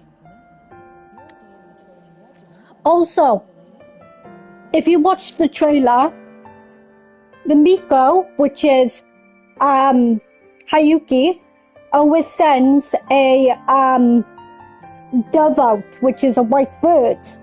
What did we just see there? And also Hanami as well. There was also white birds. So she's been watching Rover and keeping her eye on Aemeath all this fucking time.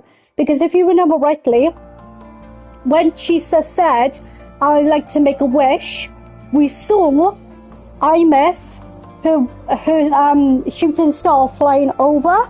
At the same time, Rover's hand was transparent. On the same time, she was sacrificing herself in order to save Aemeath, which didn't work out, obviously, as we know later on. But it's all coming together.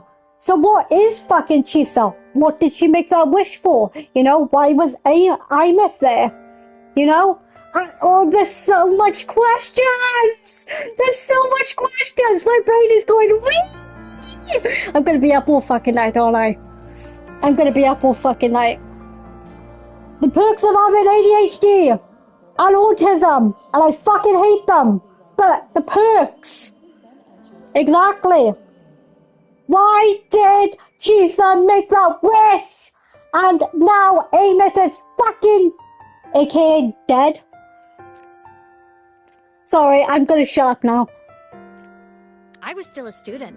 My sync with the Exostrider hadn't hit 100% yet. But there was no other choice.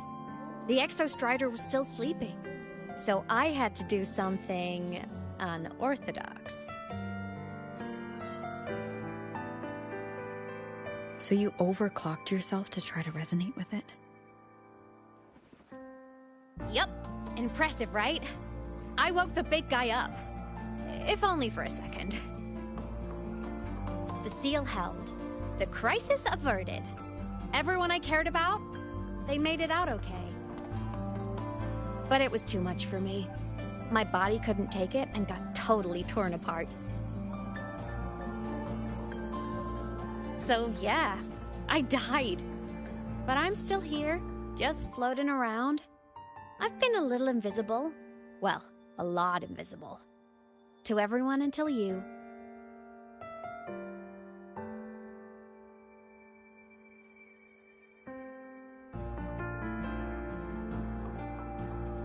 She is so fake to the point that she's saying, yeah, it's fine, I died.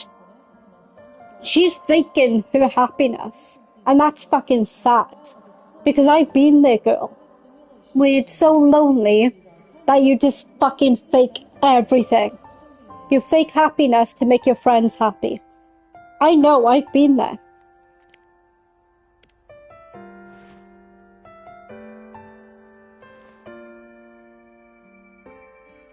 You can see me now because of this little guy.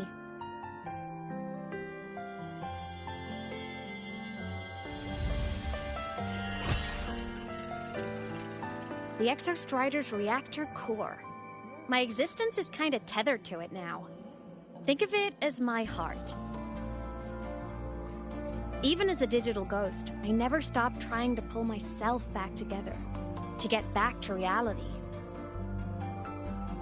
There's something I gotta do. and I gotta be the Exostrider's true resonator to see it through.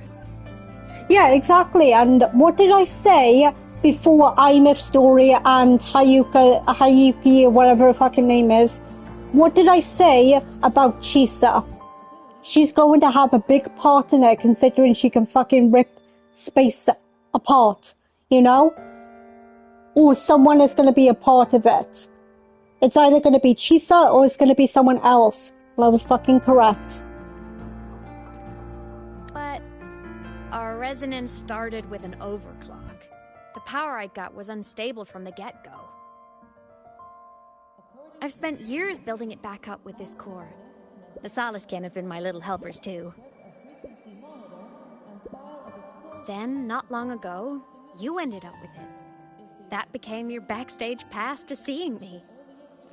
Another thing, I think Samrika, I don't think she knows about Aemeath or what's going on with the Threnodian and shit like that.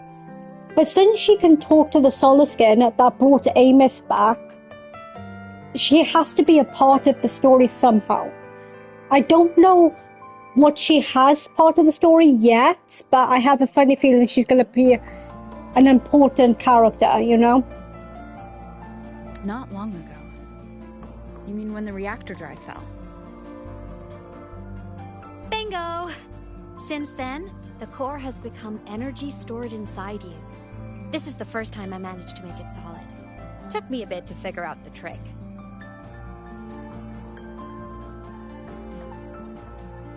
Then it was you. You're the one who saved Mornye when she was dying. You and that junior of yours were always close. We even crossed paths a few times back when I was still, well, around. Of course I'd help. A junior of mine. So I really did know Mornye in the past. Oh, and by the way, when you charged in to save Professor Mornye, you looked pretty cool.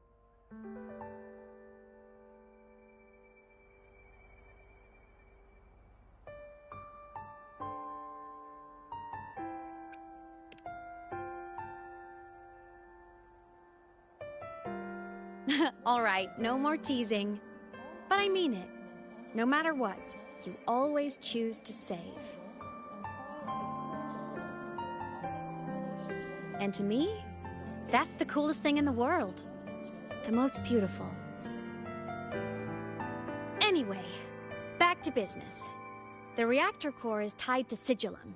That's the mech that attacked you. It's like those void worms you fought. Made mostly of Exostrider parts, but corrupted. Contaminated by Threnodian void matter. So, Angel, what do you think of Aemeath so far? Sigillum stole a chunk of my power. That threw a wrench in my whole reassembling myself project. Now it's after the core too. Since Sigillum holds this piece of the Exostrider's power, it can't be killed completely as long as the Exostrider and I exist.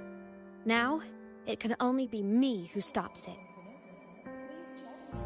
And since just touching the thing makes your frequency drain, taking it down should plug your leak too. Plus, I get my power back. Win-win. But see what it's doing to me? Even with you holding the core, I keep flickering in and out. 1 second I can touch you, the next I'm fading right through. So annoying. So will you help? You've got the core, and the reactor drive is wrecked. I can't do this alone. Yeah, I mean, I don't trust Google 100%, you know? But I don't know. I just have a funny feeling Danya is involved some way. And if you look at her crown when she turns into her dark form, she has the Threnodian crown, just like Fleur-de-Lis. You know? And also the Sentinel. Also, we still don't know what happened to that Sentinel that got transported with the Exostriders. We don't know if it died. Pardon me. Yeah. We don't know if it died, if it's sleeping, or if the Threnodian has taken over it. We don't know, or if the Fraxters are even involved, you know? But yeah, you're absolutely right. I mean, I could be absolutely wrong. Google always gets shit wrong all the fucking time. Also, I've noticed, when the core is in your hand, it runs faster. I can tell you're leaving a few things out, Aemeath. Still, you helped me and a lot of people in the High Roy. That's enough for me to trust you. What do you need me to do? Existence is the imprint life leaves behind. Being remembered, talked about, and seen. All the places I went when I was alive bear those imprints. The core's running lets me find and record those frequencies. These little cuties have been my scouts. And they'll be our guides now, too.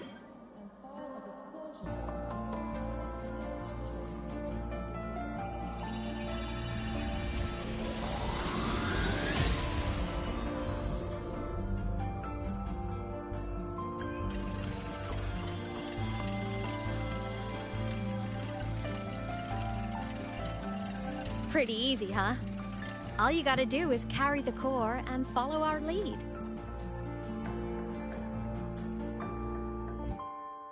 I'll do it. Alrighty. Thanks in advance, study buddy.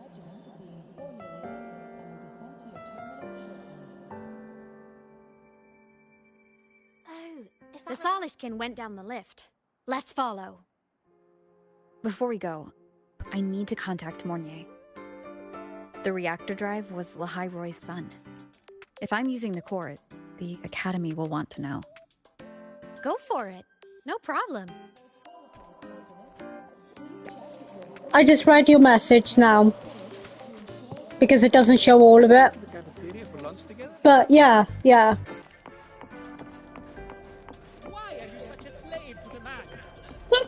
Oh, I got the hiccups now.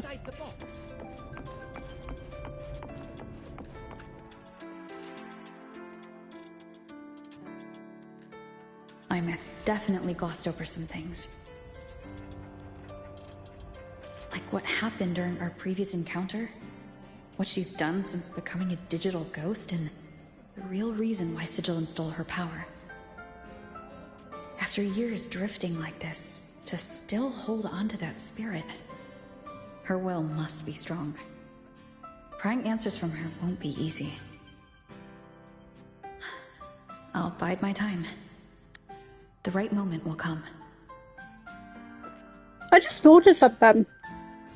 This is a pretty good question.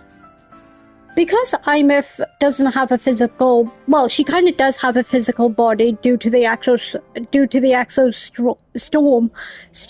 Fuck! Exo... Swarm. And she was holding the tape in the trailer. I don't know if it was her... I don't know if it was her tape or Rover's tape or anything like that. I honestly don't know which has her memories.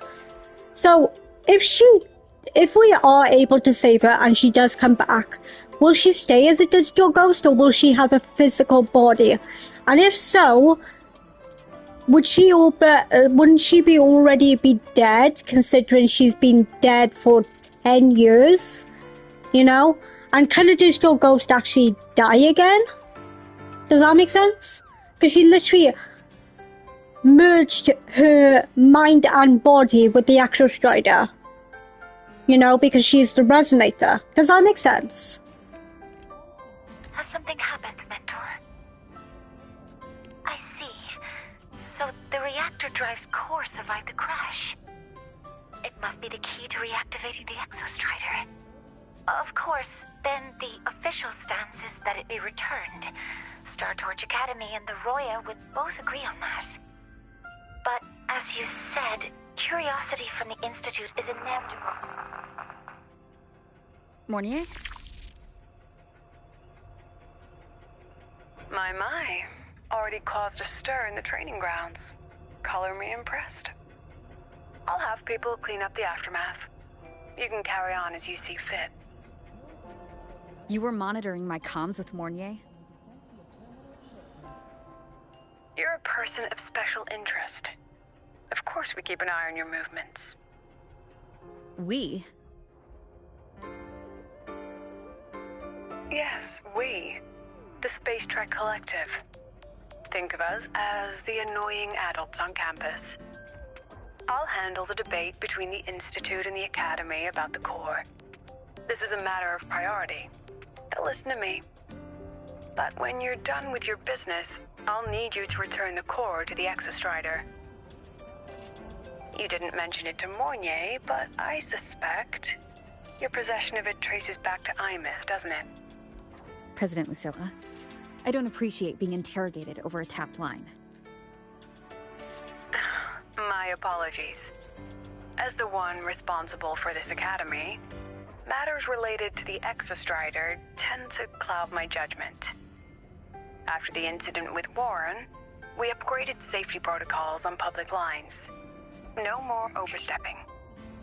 Here's a peace offering. I've granted you... Yeah, that's what I'm thinking. I just read your message. All your comment. Archive access, and use of Academy weaponry and equipment. I'll also personally apologize to Professor Mornye for interrupting your comms, and ensure her next research grant is substantially approved. Also, guys, get some tissues ready, please, because this is heartbreaking. I'm not kidding when I say this. You may say I'm lying or I'm overreacting. Heather, am I overreacting? This is heartbreaking, so please, in advance, get some tissues. How's that, Rover? More to your liking? Why is the Space Trek Collective pushing this so hard? You should know. You have a past in the Hyroi. And you have some kind of connection with the Exostrider. The Twilight Epoch, the unending winter described in Royan legend. The threat of the Threnodian LF-1 is growing. We need the Exostrider awakened. Returning that reactor core is the only way. The issue is, Lucilia is not seeing the point of, if the Exostrider awakens, it's going to release the Threnodian, putting the whole world in danger. So, no, it cannot be awakened, but at the same time, it has to be awakened to save Aemeath, if that makes sense. I don't care, I will sacrifice the whole fucking school to save Aemeath. She's my baby girl, I have to save her. We've always trusted you to stand with us in this matter. To stand on the side of humanity. You know where to find me if you need anything, Rover. And my door is always open if you just want to talk. The Solace Camp is leading us to the auditorium first. It's funny how I didn't trust Lucilia in the beginning.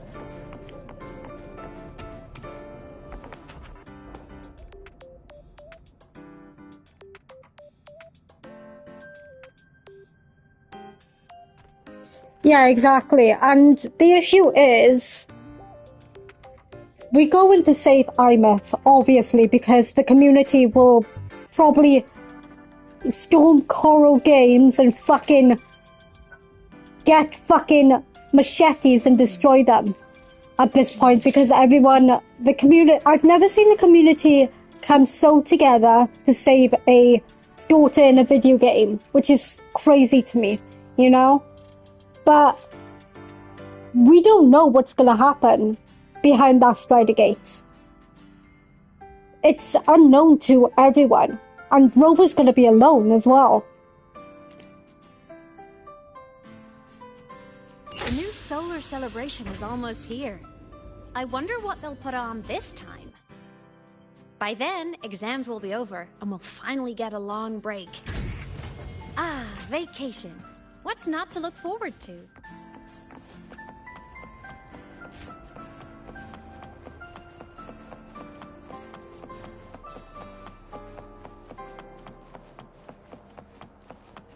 Wind guide me. Told you! There are tons of Fleet Snowfluff fans at the Academy! Told you! Oh, hello. Are you here for the Fleet Snowfluff fan meeting? The venue is still being set up, but once it's ready, please join. She's a singer, a campus legend. She's only released online, but she's super popular.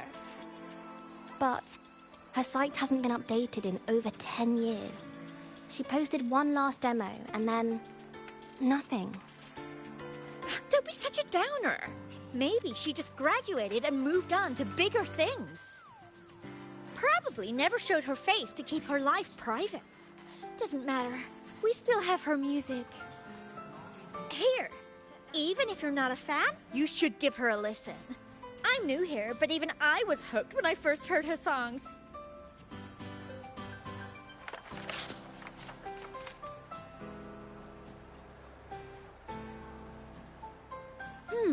Nice print. A fan meeting. Huh. If they're happy, I'm happy. Come on. Let's follow the Soliskin and see what's going on in the auditorium.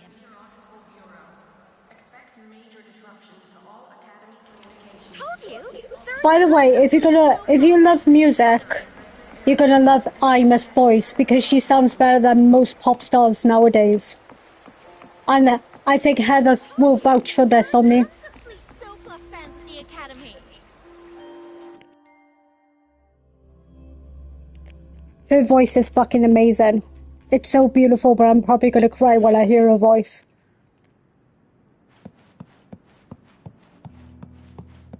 After scrapping so many drafts, I finally The fan meeting merch made it on time.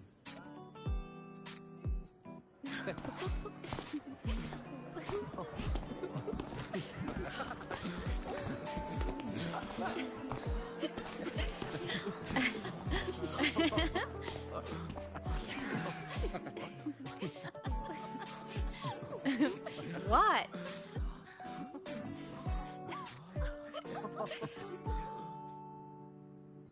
Oh, just a habit of mine. Waving, chatting, going to class.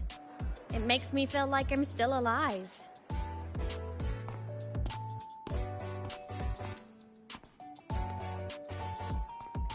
If I stop, I might forget what it felt like to be human. Call it a self-reminder.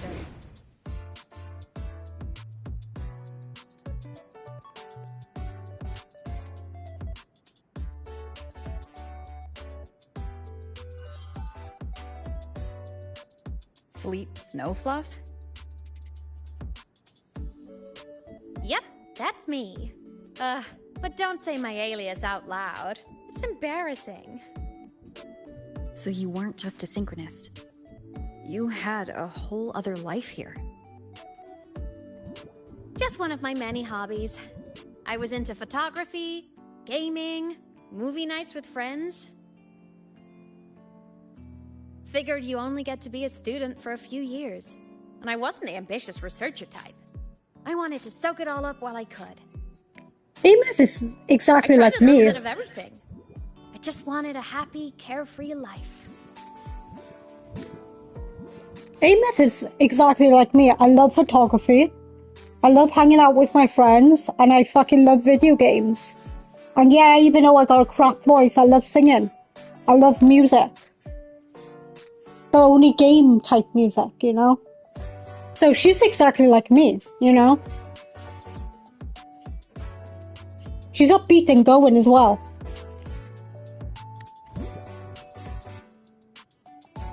Who knew I'd end up as a ghost? Stuck as a student for 10 more years. How awful is that? Wait, does this mean I'm never gonna graduate?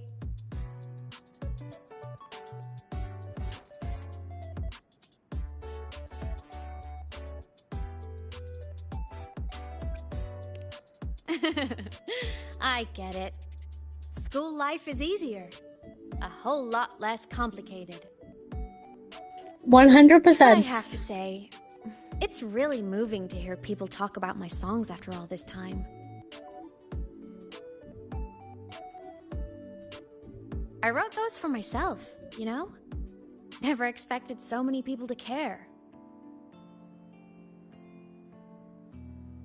But if they made someone feel something, joy, pain, anything, that makes me really happy.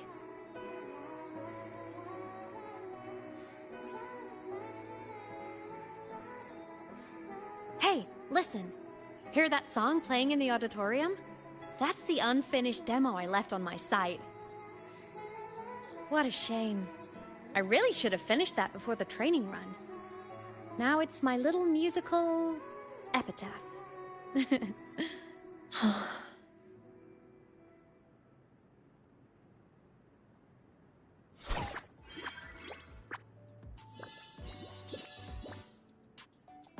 Let's go. The Solace Skin is calling us.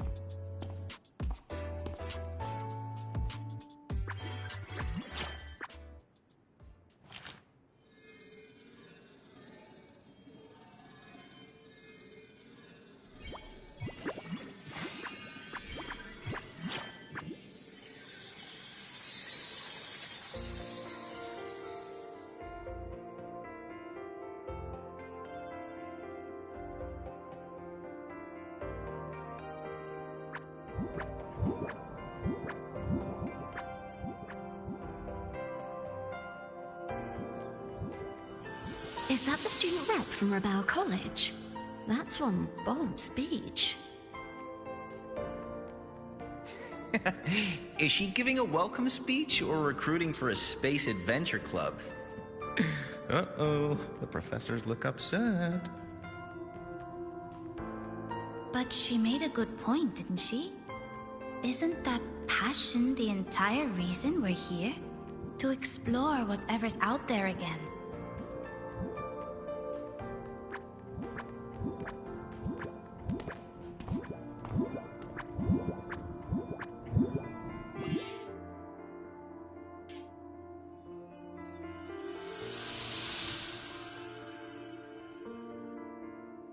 Aemeath, right?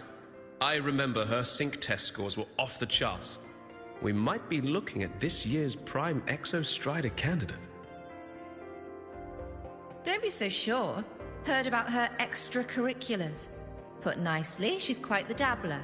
Put bluntly, she doesn't take anything seriously.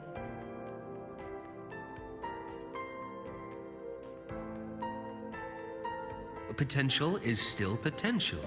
She's brilliant. She just needs guidance.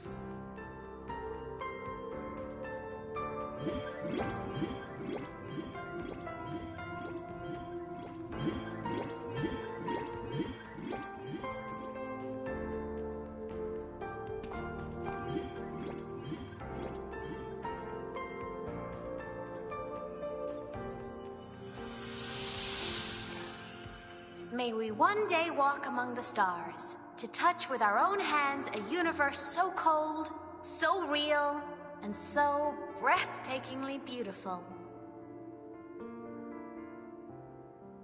That's all from me. If I keep going, my credits this year might be in danger.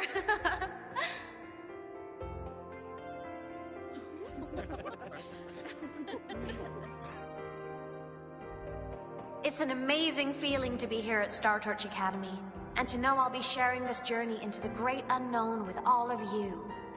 As a student, I can't wait to start this new chapter of my life.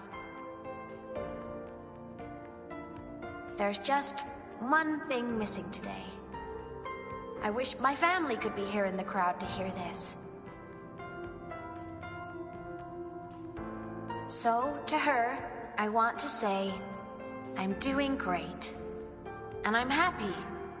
Everything is just as you hoped it would be. So please, don't worry about me.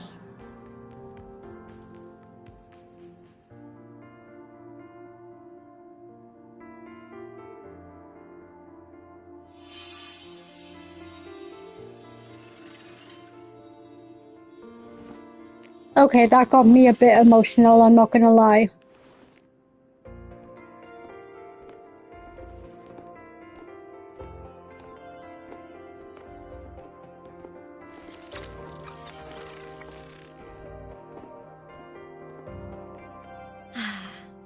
Looking back, I really do miss those days.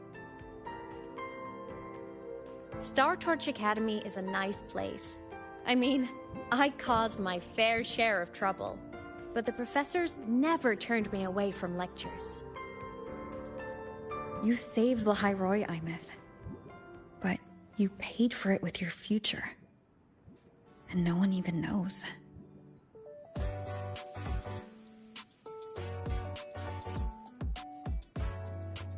Heather, are you already crying? Also, Angel, are you crying? Or getting there? Of course not. If I hadn't have done what I did, so many people would have died. Besides, saving the world is a pretty nice feeling. I wish I could have been there. At graduation. To hug my friends and wish them all the happiness in the world.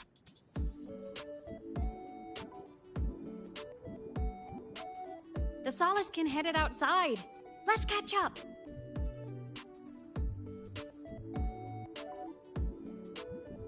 If it's leaving the campus, it's probably going to the Frostlands. Right, we'll need to take the Starward Riseway. That place above the sword? Yes, a frozen, silent plain, white with endless snow. The place where the Exostrider finally sank into slumber.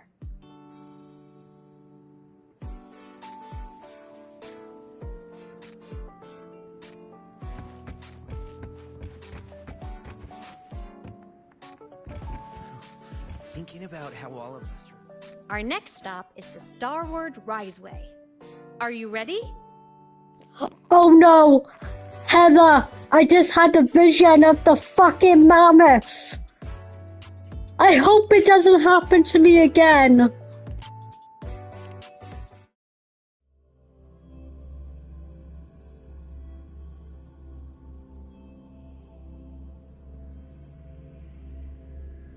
When I was a kid, I once hid in the Starward Riseway and made it to the Frostlands all by myself. Bold even as a child. Hee hee. I hope we don't run into bad weather again, like the last time. Everyone confirm you've got it.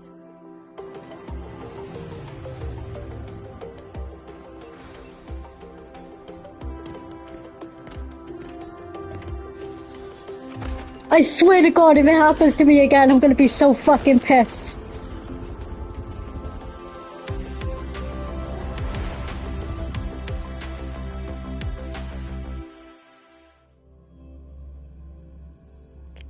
By the way, Aemeath is gonna crack a little joke by here and you're probably gonna laugh at it, because I laughed the first time I heard this. To the point I almost peed myself. Have you got your thermal jacket on?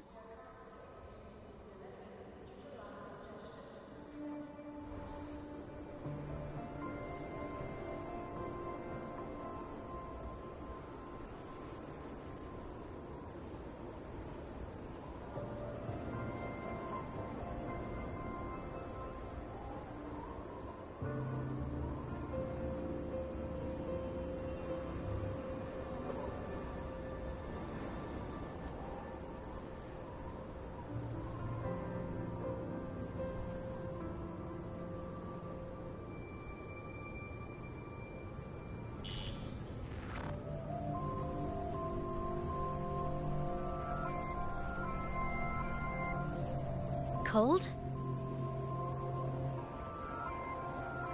I'm fine. What about you? Between you and me, ghosts can't feel the cold. Sorry, that gets me every time.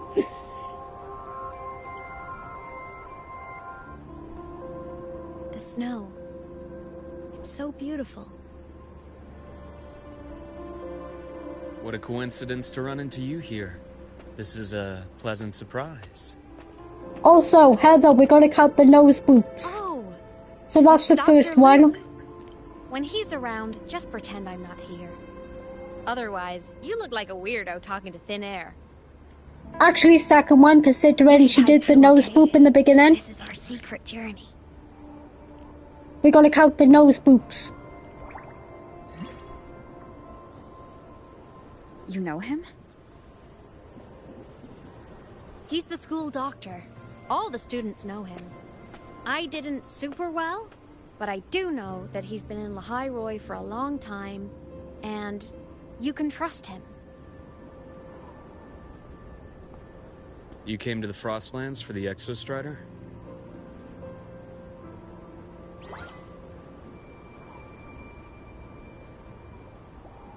Oh my god, she's so fucking adorable. I've got to check in on some researchers stationed out here on long-term fieldwork. I love her, she's so adorable. Having a guide might make the trip a little easier.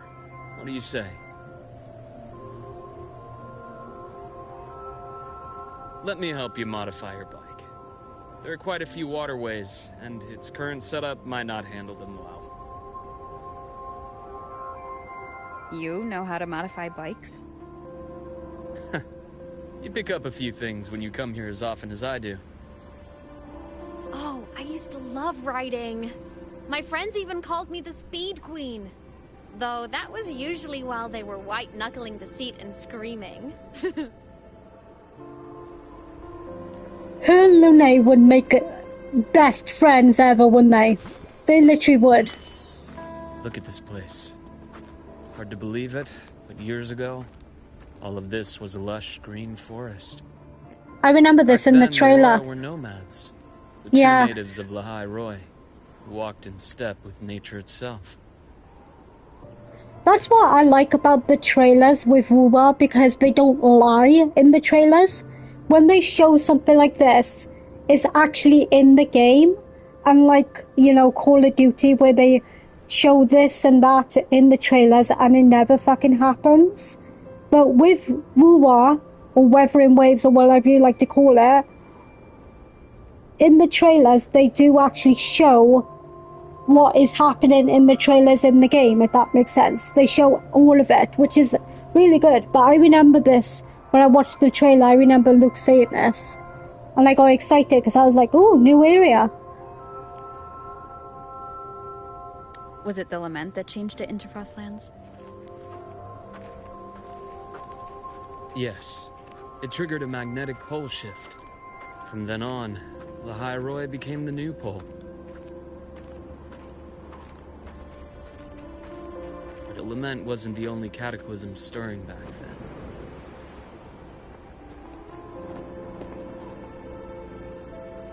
In the past, we had already reached the stars, but at some point, the etheric sea spread to cover all of Solaris. From that moment on, the universe locked its doors. We couldn't verify whether the sky above us was real or just a reflection. countless spacecraft were lost. Our space exploration programs were abandoned, and space became out of reach. But times have changed. Since its founding, the goal of Star Torch Academy has been to use the Exostrider to explore space, whether through the Etheric Sea or the Strider Gate. I understand the Etheric Sea part, but the Strider Gate? You know Lehigh Roy's history? Both the Exostrider and the Threnodian first came to Solaris through the Strider Gate. The Academy has its theories, but here are two you might find interesting. The Strider Gate is a gateway to outer space, and Aleph 1 is a Threnodian alien to Solaris. Just like Rover is. Rover is technically an alien, in a way, considering she's not from this world.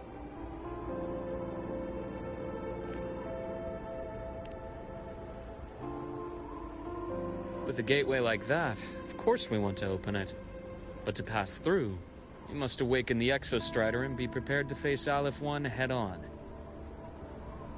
What I want to know is, though, in the beginning, when we fell through the sky, obviously going into Solaris 3 for the first time, or whatever. I don't know if it is the first time, or if it's Rover wiping her memories, doing it again, blah blah blah, so on.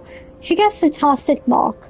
So that goddess that we saw in the beginning, that must be what her species are, right? I've long believed that Aleph 1 poses a far greater threat beyond void storms and void worms.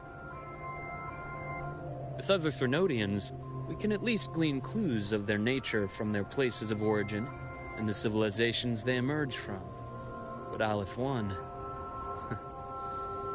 our knowledge remains blank. So many dream of being the voyager who returns from the stars, the first to walk the cosmos once more. But in all these years, no one has succeeded. The etheric sea phenomenon cast us into isolation, but it also gave birth to all our dreams of what could lie beyond. And those dreams are still alive today.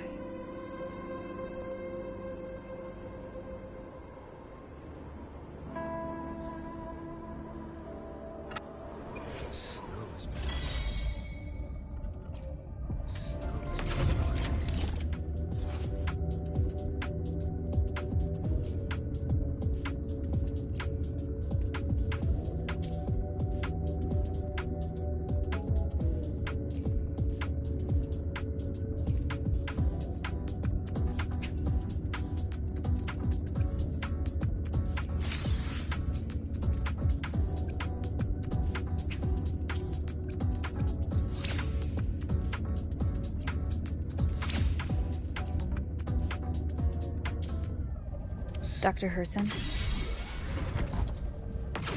Just call me Luke. It has a nicer ring to it, no? Then, Luke, you asked about my feelings on the Academy. What about yours? How long have you been here? About 20 years. I was a traveler before that, seeing what Solaris had to offer. Then a friend asked me to come to Lahai Roy.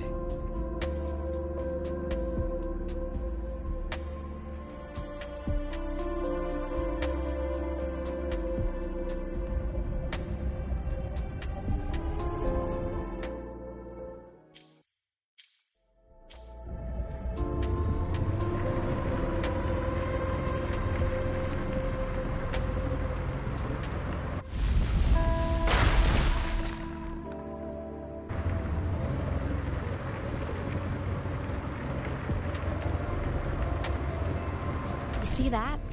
Ancient life forms, frozen right into the ice walls. Millennia frozen in a single moment. Preserved so perfectly you can almost see what they used to be. To be stuck like this forever. Kind of miserable, don't you think?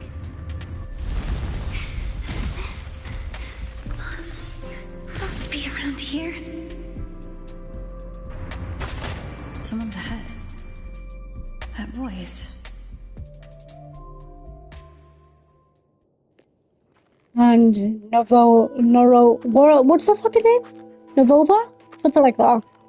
The Grand Architect, let's face it.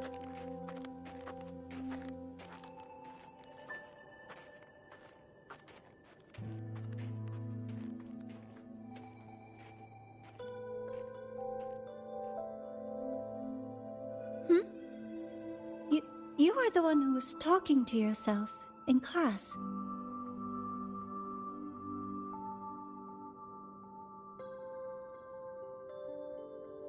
Whoopsies! Oh, and Dr. Herson. You are traveling together? Did the Academy greenlight a new field trip? Just my routine checks on the field researchers. Rover here has their own business to attend to, but we're headed the same way.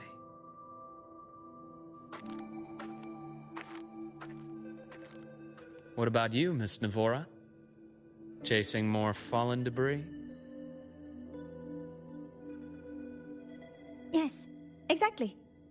I heard the Frostlands have been experiencing changes since Helios was launched. I had a hypothesis that new debris fields might have been exposed. Debris? Space equipment that fell from the sky long ago. Probes, satellites, and even space stations. Some previous digs unearthed wreckage containing records lost during the Lament.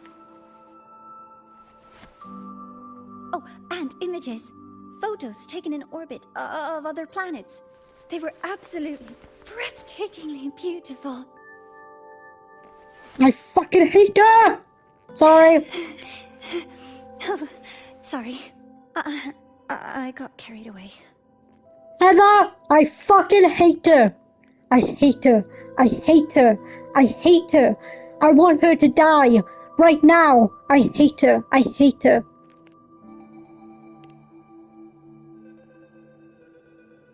Thank you. Sometimes I'll just start info dumping. I know it's not the best.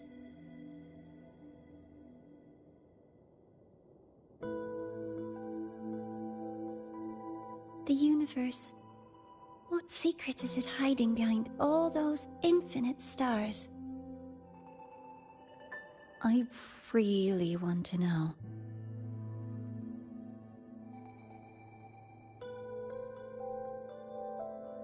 Anyway, in short, I came here for the fallen debris.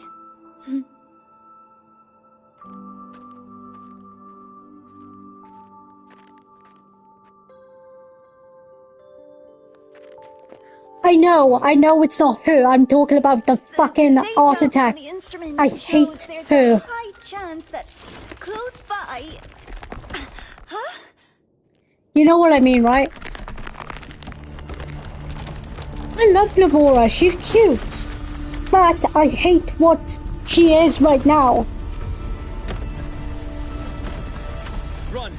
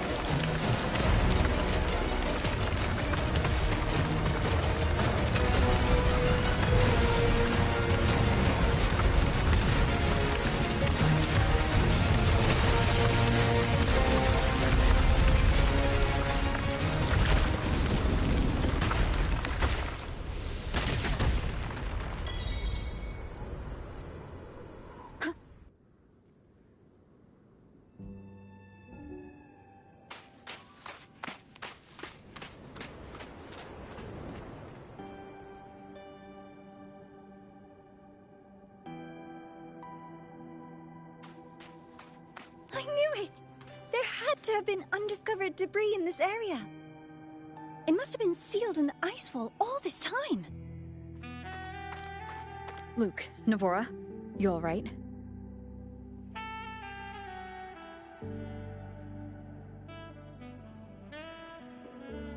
Oh, I'm good. Perks of being a ghost, you know? I'm so sorry. It's my fault for putting everyone in danger. Fuck you, you lying piece of shit. We're all okay, so don't blame yourself. But the way we came in is completely blocked.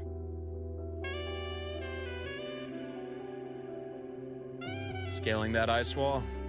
It's too high. Too risky. I'd rather not have a student on that climb. I've contacted the Academy. They're sending a rescue team. Once Navora is safely returned, we'll set out again.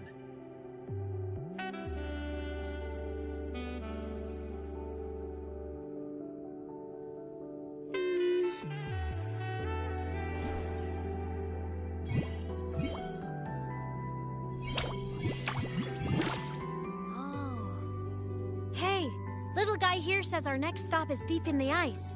There's a path at the bottom of the station. Want to check it out?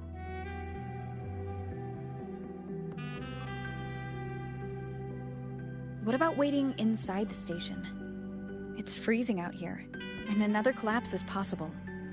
It's safer to wait for the rescue team indoors. I agree.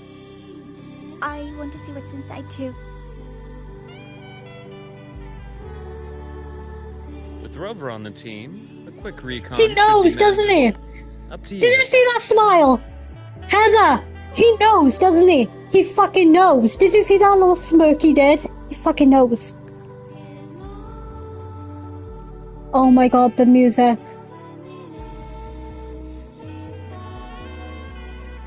By the way, this is Aemeath's voice. Oh, it's so good.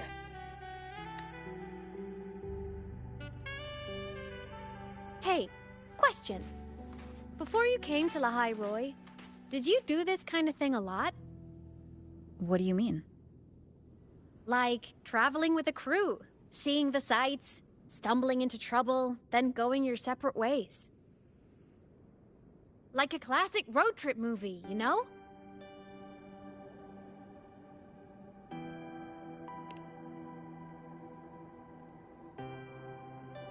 Nice.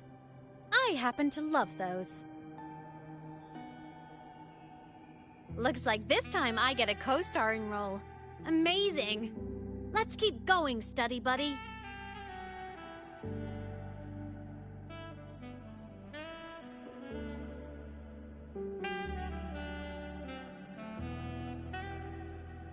There's a collapsed entry point over there, but it's blocked. Some kind of barrier caused by unstable frequencies. The Exostrider sleeps in these frostlands.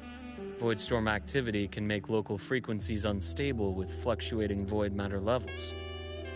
Oh, taking this opportunity, let me grant you access to the module adapter. Huh. It's already unlocked. That must have been Lucilla.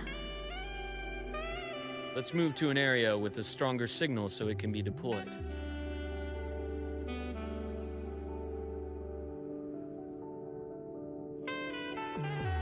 Are you guys enjoying?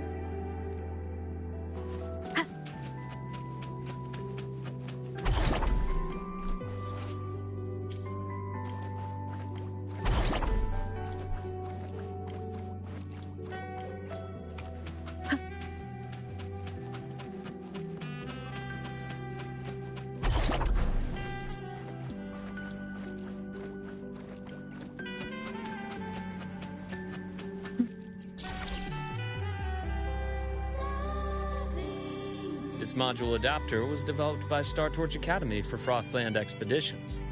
It lets you interact with frequencies disrupted by void matter. Give it a try. You'll need it here.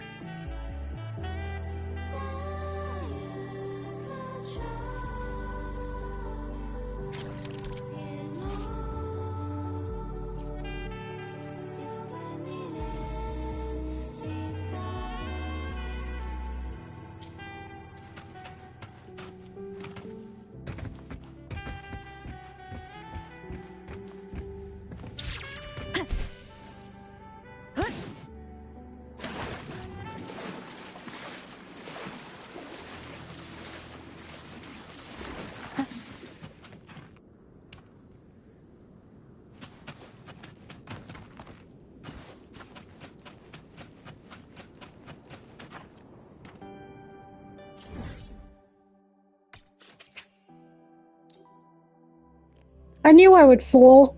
I always fall with these things, and yeah, I know.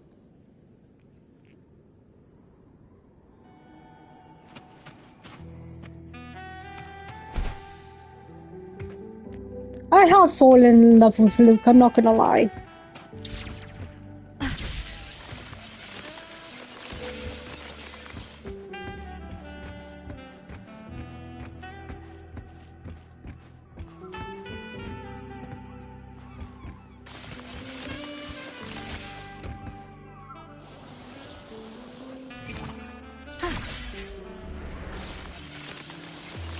Compared to other debris fields, this station is in much better shape.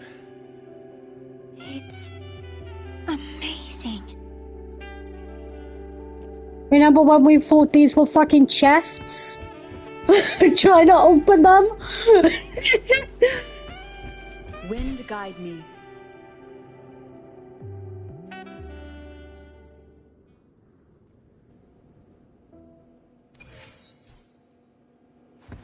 Back in Mount Firmament, I saw characters like this. They belonged to the court of Savante. But I still can't make out what it's saying.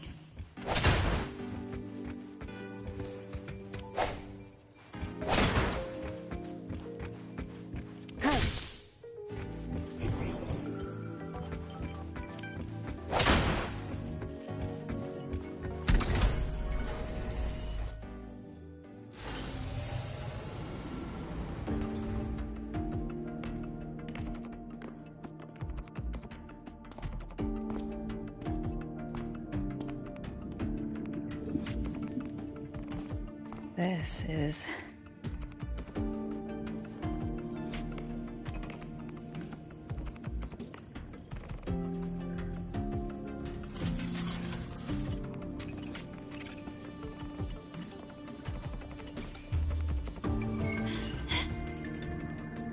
Welcome aboard the Skyark.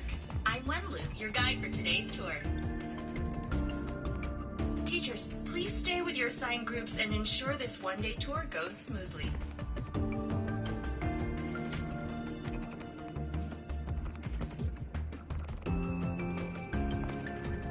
Please direct your attention here. This containment unit holds droplets of the etheric sea itself. As you know, the etheric sea suddenly appeared above Solaris one day. During that initial event, the court of Savante briefly glimpsed a figure of a white-haired woman. She vanished in an instant, leaving countless puzzles in her wake. What is the etheric sea? What does it do? And why does it appear? Wait, was that Hayuki? The court of Savante White hair? conducts research here at Skyark to seek answers to these questions. Next, please scan your clearance with the system and follow me in an orderly manner. We will now proceed to the central deck. Awaiting us is this station's most significant breakthrough, a mass relay device powered by a stabilized sample. A sample of the etheric sea? If it's part of the fallen debris, can it be? This research started before the phenomenon first appeared? Oh my, this is an absolutely incredible discovery! Thank my lucky stars I came to the Frostlands today. That guide was probably a hologram frozen in the system's memory. Huh. Those brilliant minds in the Institute will be wetting themselves over this. One-day tour, huh?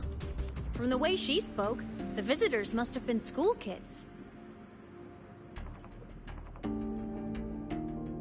Guess hopping a shuttle into orbit wasn't a big deal back then. The containment unit looks custom-made too. Transporting those samples safely would have been a massive logistical operation. Huh. Court of Savante Space Station. This is an exceptionally rare find.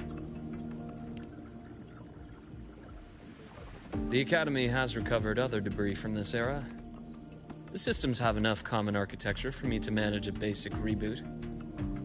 As for the Court of Savante's characters, let's just say I developed an interest in it, under unique circumstances. The characters on that pen, they're Court of Savante letters. I obtained it by chance. In fact, it happens to involve you. This isn't the place for that story.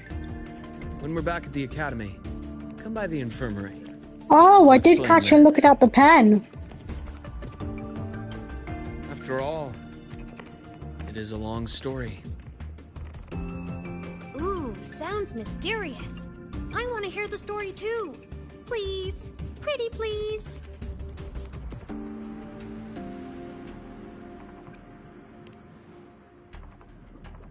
Fair point.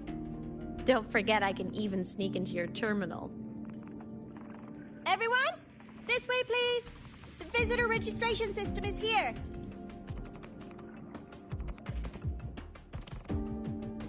I know I've been playing for 3 hours. Fuck off, game! I'm enjoying this way too much. Until it gets to the sad parts.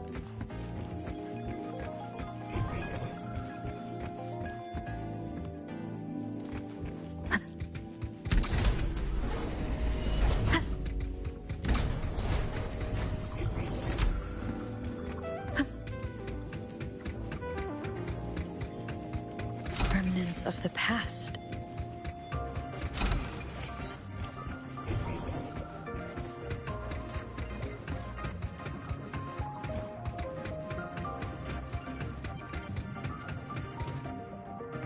Welcome aboard the Sky Ark space station. It's an honor to share this vessel of knowledge with you as we journey across the stars.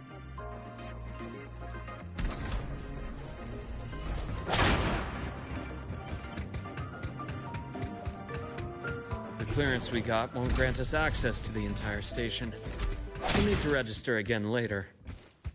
Also, while the hull looks intact, the system is reading several parameters in the red. It could be the etheric sea's droplets affecting the surroundings, spreading through the station.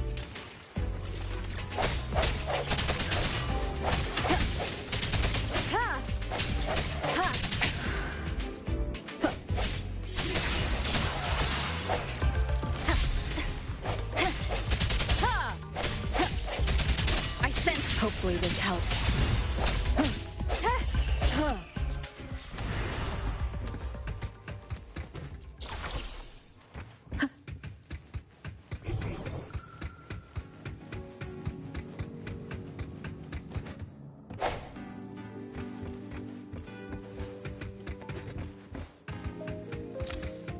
Disperse.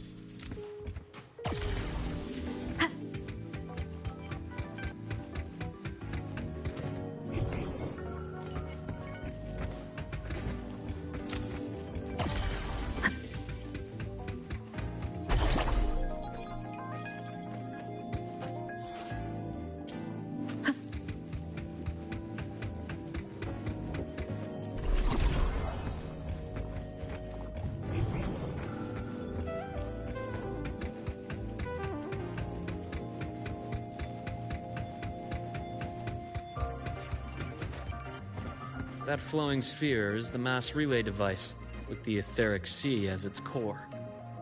Let's check the console.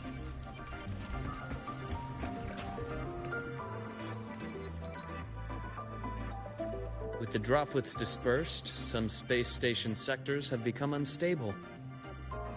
This mass relay device shares the same origin as the droplets. It can stabilize them, and also punch a corridor to other sectors. Incredible that it has such capabilities.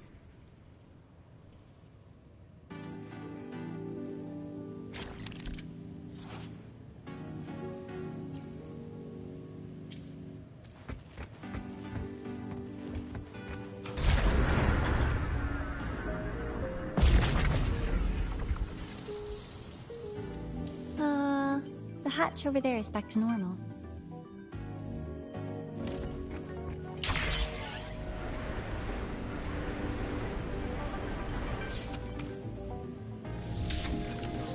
Interesting. Feels different from how I usually move.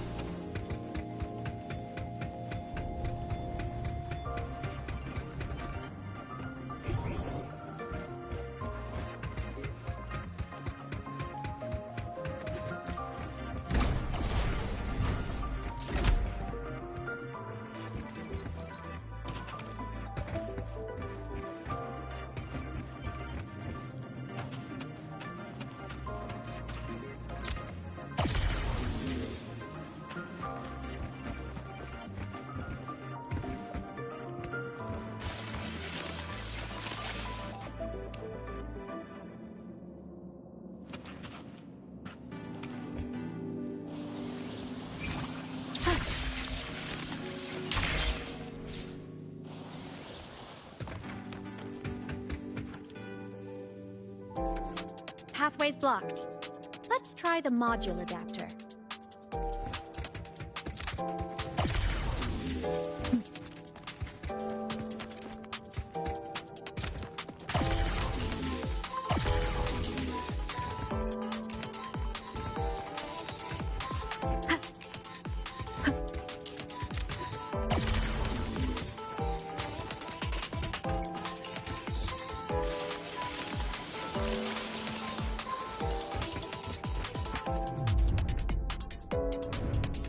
Here.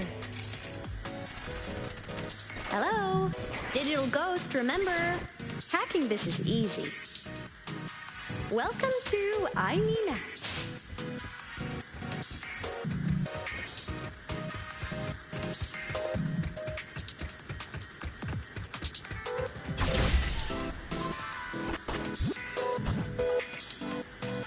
Remnants of the past.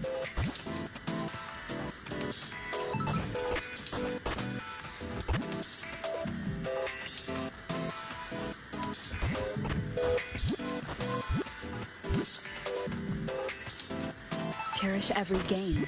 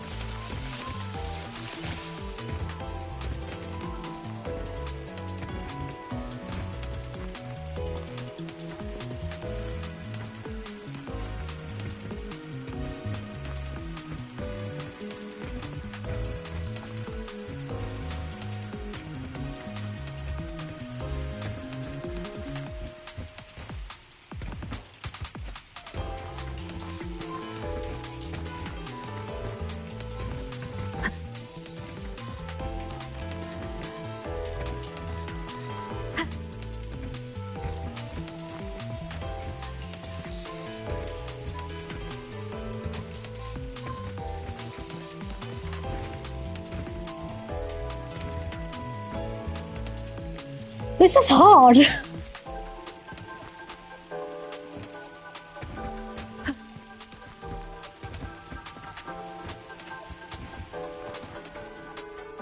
Wow!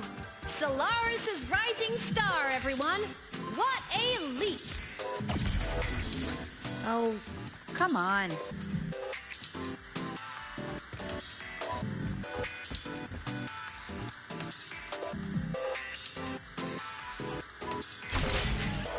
Track system activated. Done. This track was used to transport experimental samples from space. The storage facility should be just ahead.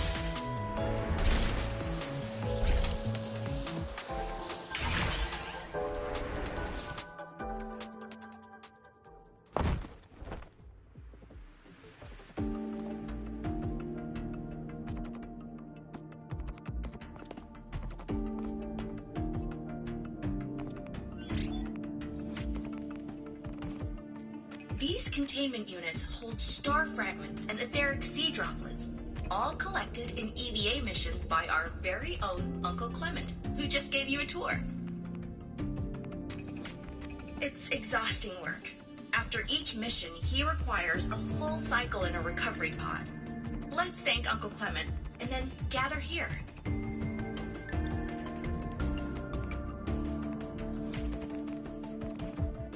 Now, please welcome Project Director Junshi to give us an overview of the Etheric Sea Initiative. By now, you will have experienced our mass relay device. It is our first major breakthrough and definitive proof of our theory that the Etheric Sea can be utilized as a gateway.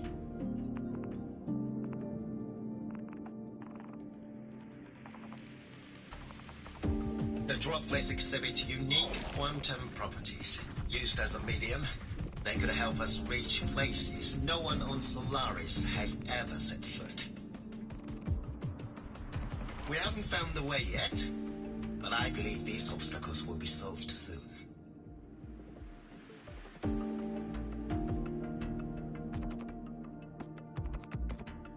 I have faith, not just in the court of Savante, but also in humanity's resolve to explore the stars, and in the budding curiosity I see before me. A mind that feeds on the light of distant stars would never be content to simply look. It will find a way to make the journey. Recently, a brilliant new mind joined Skyark. Our work was instrumental in developing the mass relay device. Let's welcome Professor Wei in to share her vision.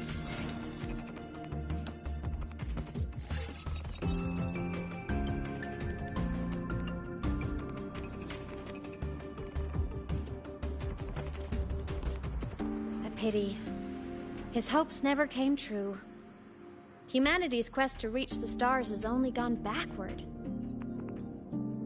To feed on the light of the stars.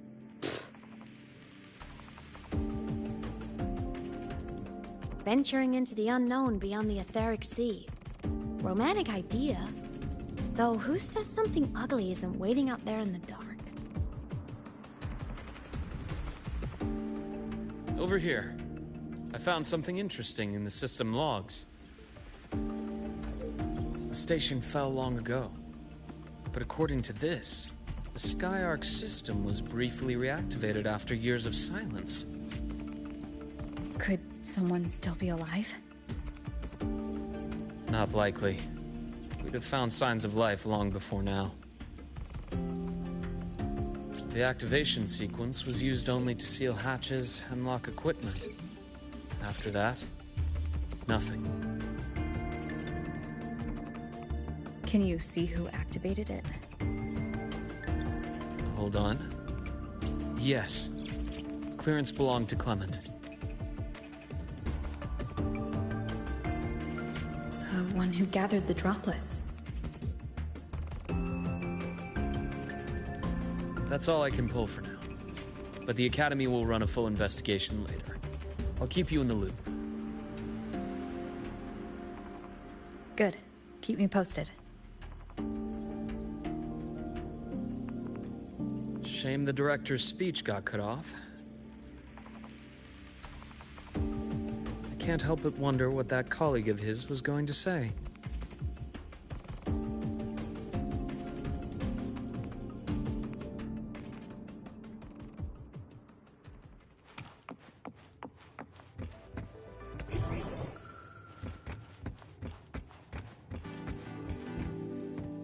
Welcome aboard the Skyark.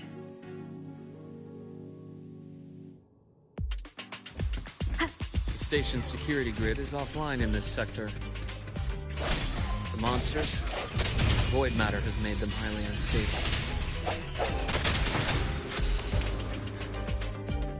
No hesitation.